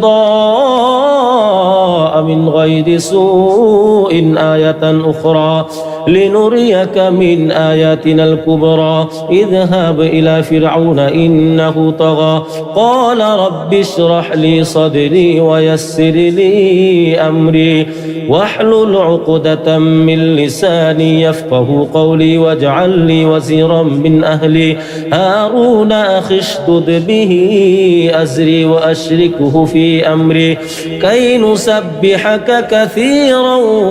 ونذكرك كثيرا إنك كنت بنا بصيرا قال قد أوتيت سؤلك يا موسى ولقد مننا عليك مرة أخرى إذ أوحينا إلى أمك ما يوحى أن اقذفيه في التابوت فاقذفيه في اليم فليلقه اليم بالساحل يأخذه عدو لي وعدو له وألقيت عليك محبة مني ولتصنع على عيني إذ تمشي أختك فتقول هل أدلكم على من يكفله فرجعناك إلى أمك كي تقر عينها ولا تحزن وقتلت نفسا فنجيناك من الغم وفتناك فتونا فلبثت سنين في أهل مدين ثم جئت على قدري يا موسى واصطنعتك لنفسي اذهب أنت وأخوك بآياتي ولا تنيا في ذكري اذهبا إلى فرعون إنه طغى فقولا له قولا لينا لعله يتذكر أو يخشى قالا ربنا إننا نخاف أن يفرط علينا أو أن يطغى قال لا تخافا إنني معكما أسمع وأرى فأتياه فقولا إنا رسولا ربك فأرسل معنا بني إسرائيل ولا تعذبهم قد جئناك بآية من ربك والسلام على من اتبع الهدى إنا قد أوحي إلينا أن العذاب على من كذب وتولى قال فمن ربكما يا موسى قال ربنا الذي أعطى كل شيء خلقه ثم هدى قال فما بال القرون الأولى قال علمها عند ربي في كتاب لا يضل ربي ولا ينسى الذي جعل لكم الأرض مهدا وسلك لكم فيها سبلا وأنزل من السماء ماء فأخرجنا به أزواجا من نبات شتى كلوا وارعوا أنعامكم إن في ذلك لآيات لأولي النهى منها خلقناكم وفيها نعيدكم ومنها نخرجكم تارة أخرى ولقد أريناه آياتنا كلها فكذب وأبى قال أجئتنا لتخرجنا من أرضنا بسحرك يا موسى فلنأتينك بسحر مثله فاجعل بيننا وبينك موعدا لا نخلفه نحن ولا أنت مكانا سوى قال موعدكم يوم الزينة وأن يحشر الناس ضحى فتولى فرعون فجمع كيده ثم أتى قال لهم موسى ويلكم لا تفتروا على الله كذبا فيسحتكم بعذاب وقد خاب من افترى فتنازعوا أمرهم بينهم أسروا النجوى قالوا إن هذان لساحران يريدان أن يخرجاكم من أرضكم بسحرهما ويذهبا بطريقتكم المثلى فأجمعوا كيدكم ثم أتوا صفا وقد أفلح اليوم من استعلى قالوا يا موسى إما أن تلقي وإما أن نكون أول من ألقى قال بل ألقوا فإذا حبالهم وعصيهم يخيل إليه من سحرهم أنها تسعى فأوجس في نفسه خيفة موسى قلنا لا تخف إنك أنت الأعلى وألق ما في يمينك تلقف ما صنعوا إنما صنعوا كيد ساحر ولا يفلح الساحر حيث أتى فألقي السحرة سجدا قالوا آمنا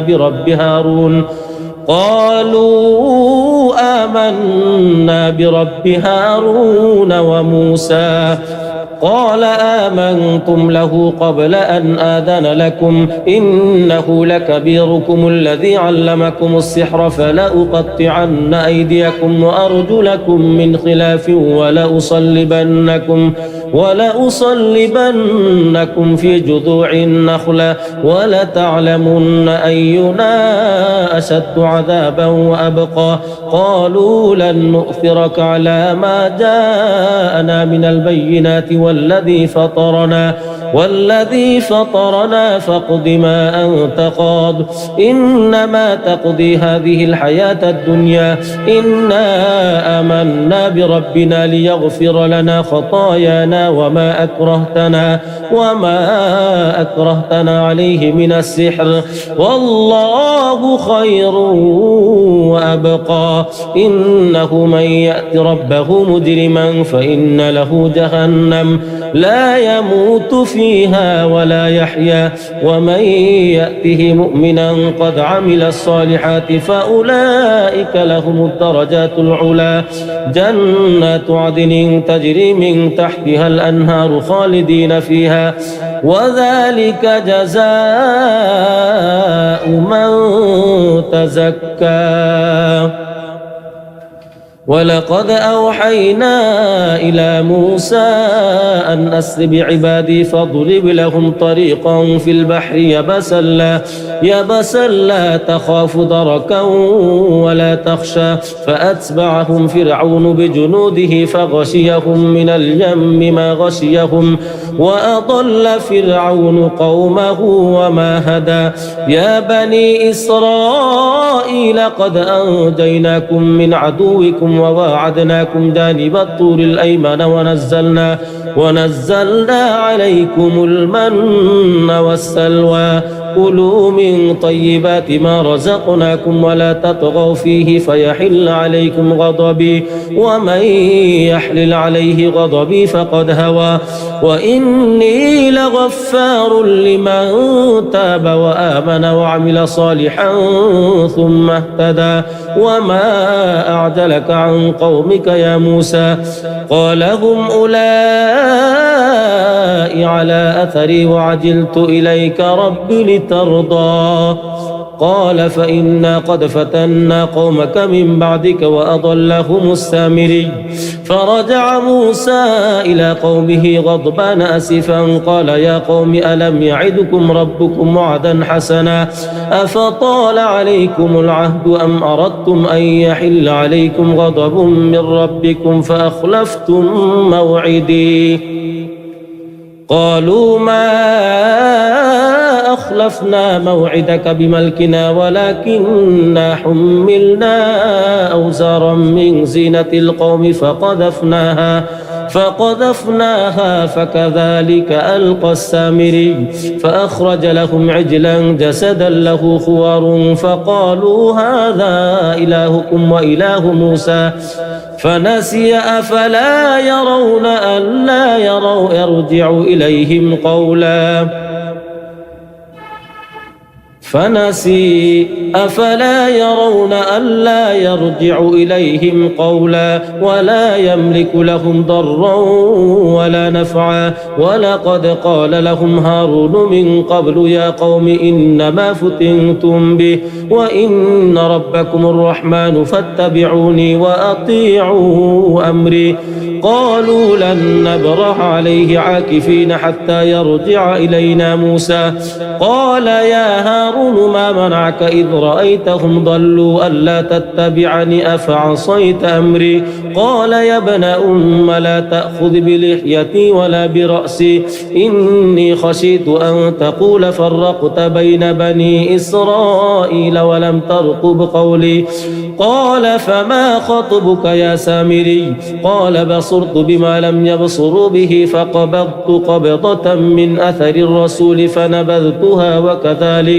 وكذلك سولت لي نفسي قال فاذهب فإن لك في الحياة أن تقول لا مساس وإن لك موعدا لن تخلفه وانظر إلى إلهك الذي ظلت عليه عاكفا لنحرقنه ثم لننسفنه في اليم نسفا إنما إلهكم الله الذي لا إله إلا هو وسع كل شيء علما كذلك نقص عليك من أنباء ما قد سبق وقد آتيناك من لدنا ذكرا من أعرض عنه فإنه يحمل يوم القيامة وزرا خالدين فيه وساء لهم يوم القيامة حملا يوم ينفخ في الصور ونحشر المجرمين يومئذ زرقا يتخافتون بينهم إن لبثتم إلا عشرا نحن أعلم بما يقولون إذ يقول أمثلهم طريقة إن لبثتم إلا يوما ويسألونك عن الجبال فقل ينسفها ربي نسفا فيذرها قاعا صفصفا لا ترى فيها عوجا ولا أمتا يومئذ يتبعون الداعي لا عوج له وخشعت الأصوات للرحمن فلا تسمع إلا همسا يومئذ لا تنفع الشفاعة إلا من أذن له الرحمن ورضي له قولا يعلم ما بين أيديهم وما خلفهم ولا يحيطون به علما وعنت الوجوه للحي القيوم وقد خاب من حمل ظلما ومن يعمل من الصالحات وهو مؤمن فلا يخاف ظلما ولا هضما وكذلك أنزلناه قرآنا عربيا وصرفنا فيه من الوعيد لعلهم يتقون أو يحدث لهم ذكرا فتعالى الله الملك الحق ولا تعجل بالقرآن من قبل أن يقضى إليك وحيه وقل رب زدني علما ولقد عهدنا إلى آدم من قبل فنسي ولم نجد له عزما وإذ قلنا للملائكة الملائكة اسجدوا لآدم فسجدوا إلا إبليس أبى فقلنا يا آدم إن هذا عدو لك ولزوجك فلا يخرجنكما من الجنة فتشقى إن لك ألا تجوع فيها ولا تعرى وأنك لا تظمأ فيها ولا تضحى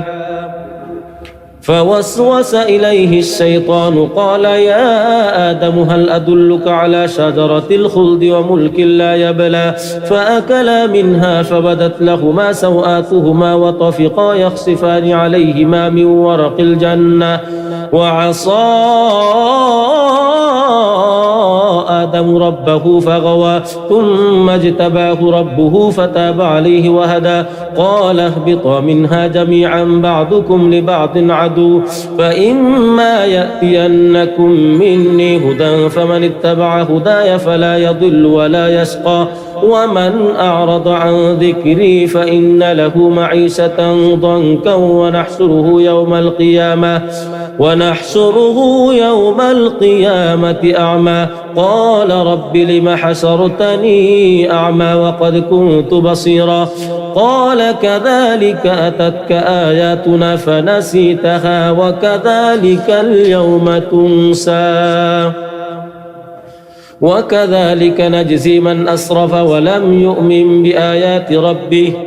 ولعذاب الآخرة أشد وأبقى أفلم يهد لهم كم أهلكنا قبلهم من القرون يمشون في مساكنهم إن في ذلك لآيات لأولي النهى ولولا كلمة سبقت من ربك لكان لزاما وأجل مسمى فاصبر على ما يقولون وسبح بحمد ربك قبل طلوع الشمس وقبل غروبها ومن آناء الليل فسبح وأطراف النهار لعلك ترضى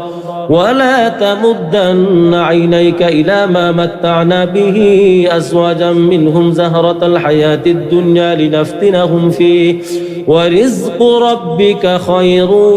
وأبقى وأمر أهلك بالصلاة واصطبر عليها لا نسألك رزقا نحن نرزقك والعاقبة للتقوى وقالوا لولا يأتينا بآية من ربه أولم تأتهم بينة ما في الصحف الأولى ولو أنا أهلكناهم بعذاب من قبله لقالوا ربنا لولا أرسلت إلينا رسولا فنتبع آياتك من قبل أن نذل ونخزى قل كل متربص فتربصوا فستعلمون من أصحاب الصراط السوي ومن اهتدى قال ألم أقل لك إنك لن تستطيع معي صبرا قال إن سألتك عن شيء بعدها فلا تصاحبني قد بلغت من لدني عذرا فانطلقا حتى إذا أتيا أهل قرية استطعما أهلها فأبوا أن يضيفوهما فوجد فيها جدارا يريد أن ينقض فأقامه قال لو شئت لاتخذت عليه أجرا قال هذا فراق بيني وبينك سأنبئك بتأويل ما لم تستطع عليه صبرا أما السفينة فكانت لمساكين يعملون في البحر فأردت أن أعيبها وكان وراءهم ملك يأخذ كل سفينة غصبا وأما الغلام فكان أبواه مؤمنين فخشينا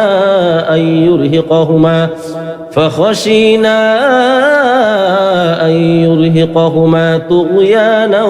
وكفرا فأردنا أن يبدلهما ربهما خيرا منه زكاة وأقرب رحما وأما الجدار فكان لغلامين يتيمين في المدينة وكان تحته كنز لهما وكان أبوهما صالحا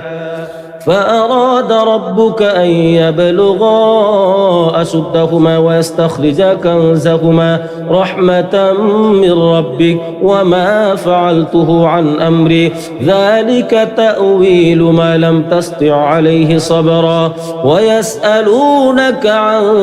ذي القرنين قل سأتلو عليكم منه ذكرا إنا مكنا له في الأرض وآتيناه من كل شيء سببا فأتبع سببا حتى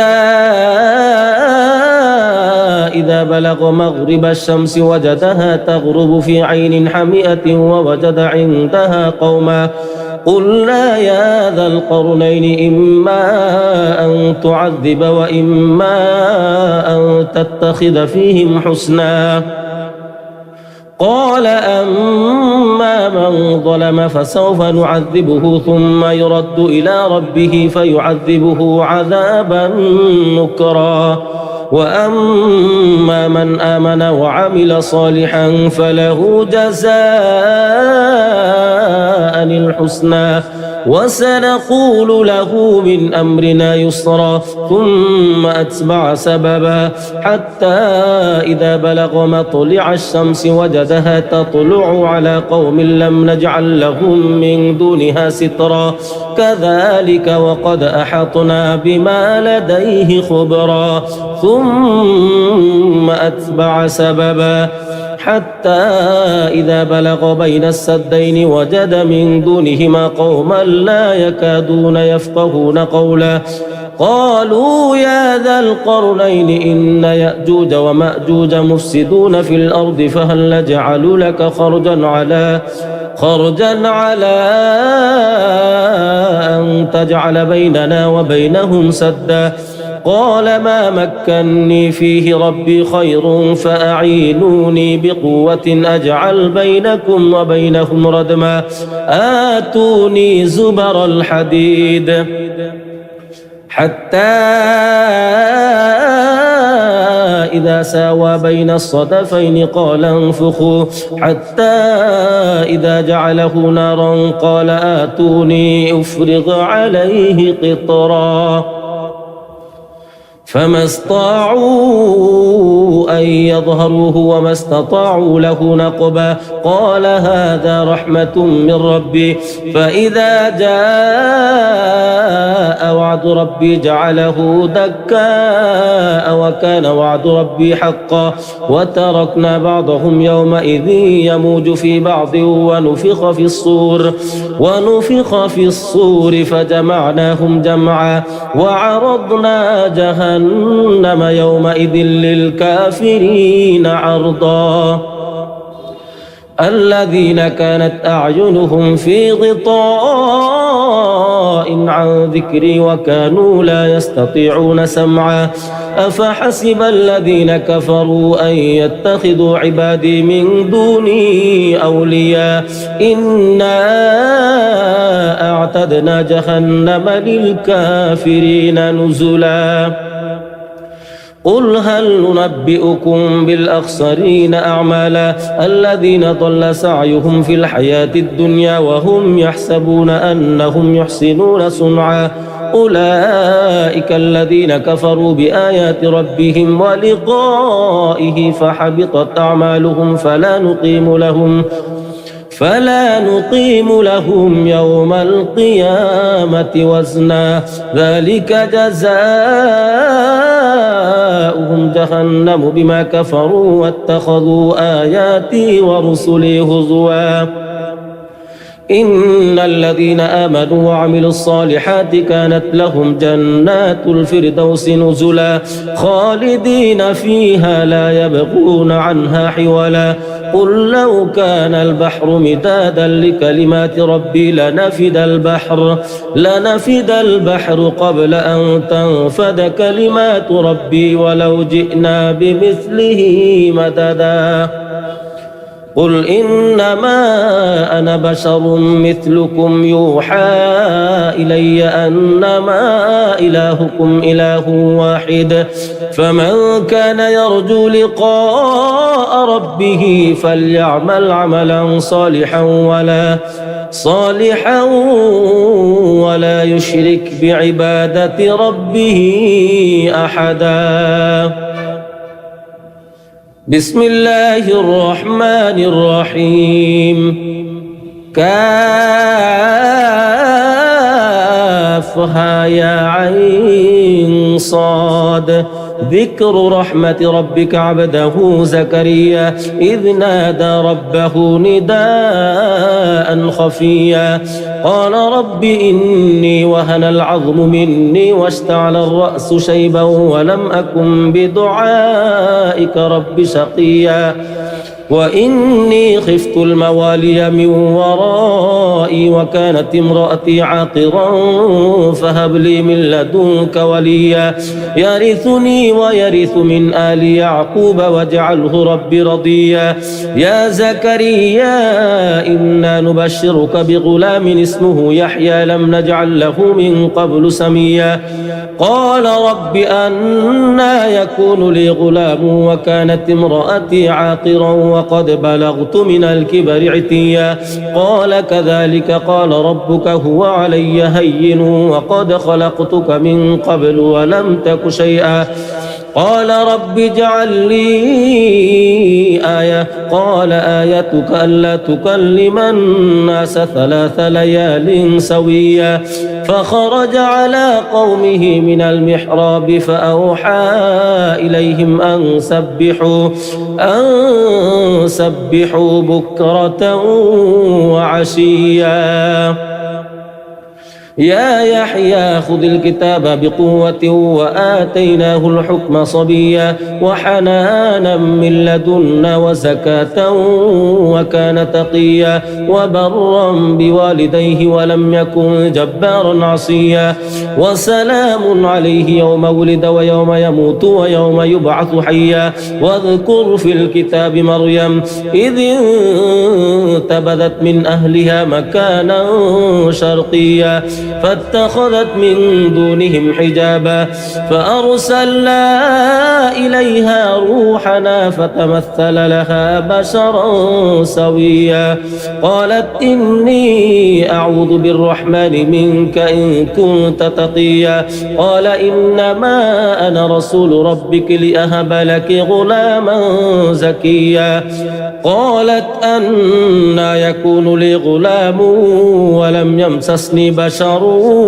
ولم أك بغيا قال كذلك قال ربك هو علي هين ولنجعله آية للناس ورحمة منا وكان أمرا مقضيا فحملته فانتبذت به مكانا قصيا فأجاءها المخاض إلى جذع النخلة قالت يا ليتني مت قبل هذا وكنت نسيا منسيا فناداها من تحتها ألا تحزني قد جعل ربك تحتك سريا وهزي إليك بجذع النخلة تساقط عليك رطبا جنيا فكلي واشربي وقري عينا فإما ترين من البشر أحدا فقولي إني نذرت للرحمن صوما فلن أكلم اليوم إنسيا فأتت به قومها تحمله قالوا يا مريم لقد جئت شيئا فريا يا أخت هارون ما كان أبوك امرأ سوء وما كانت أمك بغيا فأشارت إليه قالوا كيف نكلم من كان في المهد صبيا قال إني عبد الله آتاني الكتاب وجعلني نبيا وجعلني مباركا أينما كنت وأوصاني بالصلاة والزكاة ما دمت حيا وبرا بوالدتي ولم يجعلني جبارا شقيا والسلام علي يوم ولدت ويوم أموت ويوم أبعث حيا ذلك عيسى بن مريم قول الحق الذي فيه يمترون ما كان لله أن يتخذ من ولد سبحانه إذا قضى أمرا فإنما يقول له كن فيكون وإن الله ربي وربكم فاعبدوه هذا صراط مستقيم فاختلف الأحزاب من بينهم فويل للذين كفروا من مشهد يوم عظيم أسمع بهم وأبصر يوم يأتوننا لكن الظالمون اليوم في ضلال مبين وأنذرهم يوم الحسرة إذ قضي الأمر وهم في غفلة وهم لا يؤمنون إنا نحن نرث الأرض ومن عليها وإلينا يرجعون واذكر في الكتاب إبراهيم إنه كان صديقا نبيا إذ قال لأبيه يا أبت لم تعبد ما لا يسمع ولا يبصر ولا يغني عنك شيئا يا أبت إني قد جاءني من العلم ما لم يأتك فاتبعني أهدك صراطا سويا يا أبت لا تعبد الشيطان إن الشيطان كان للرحمن عصيا يا أبت إني أخاف أن يمسك عذاب من الرحمن فتكون للشيطان وليا قال أراغب أنت عن آلهتي يا إبراهيم لئن لم تنته لأرجمنك واهجرني مليا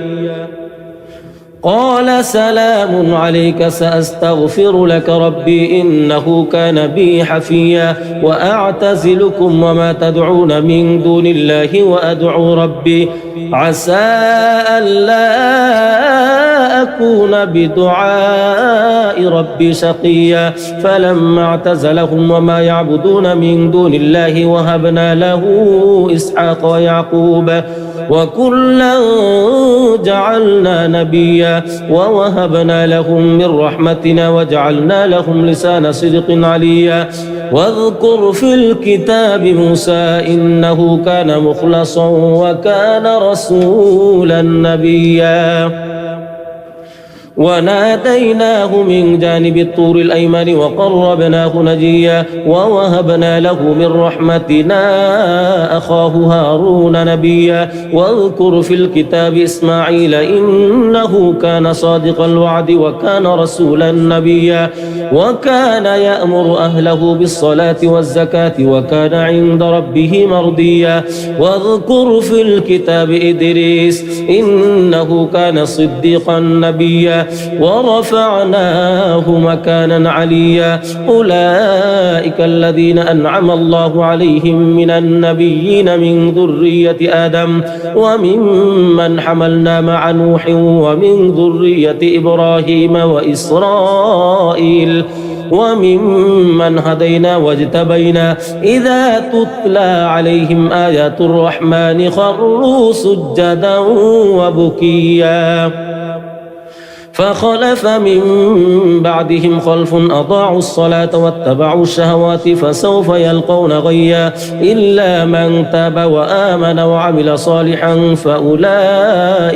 فأولئك يدخلون الجنة ولا يظلمون شيئا جنات عدن التي وعد الرحمن عباده بالغيب إنه كان وعده مأتيا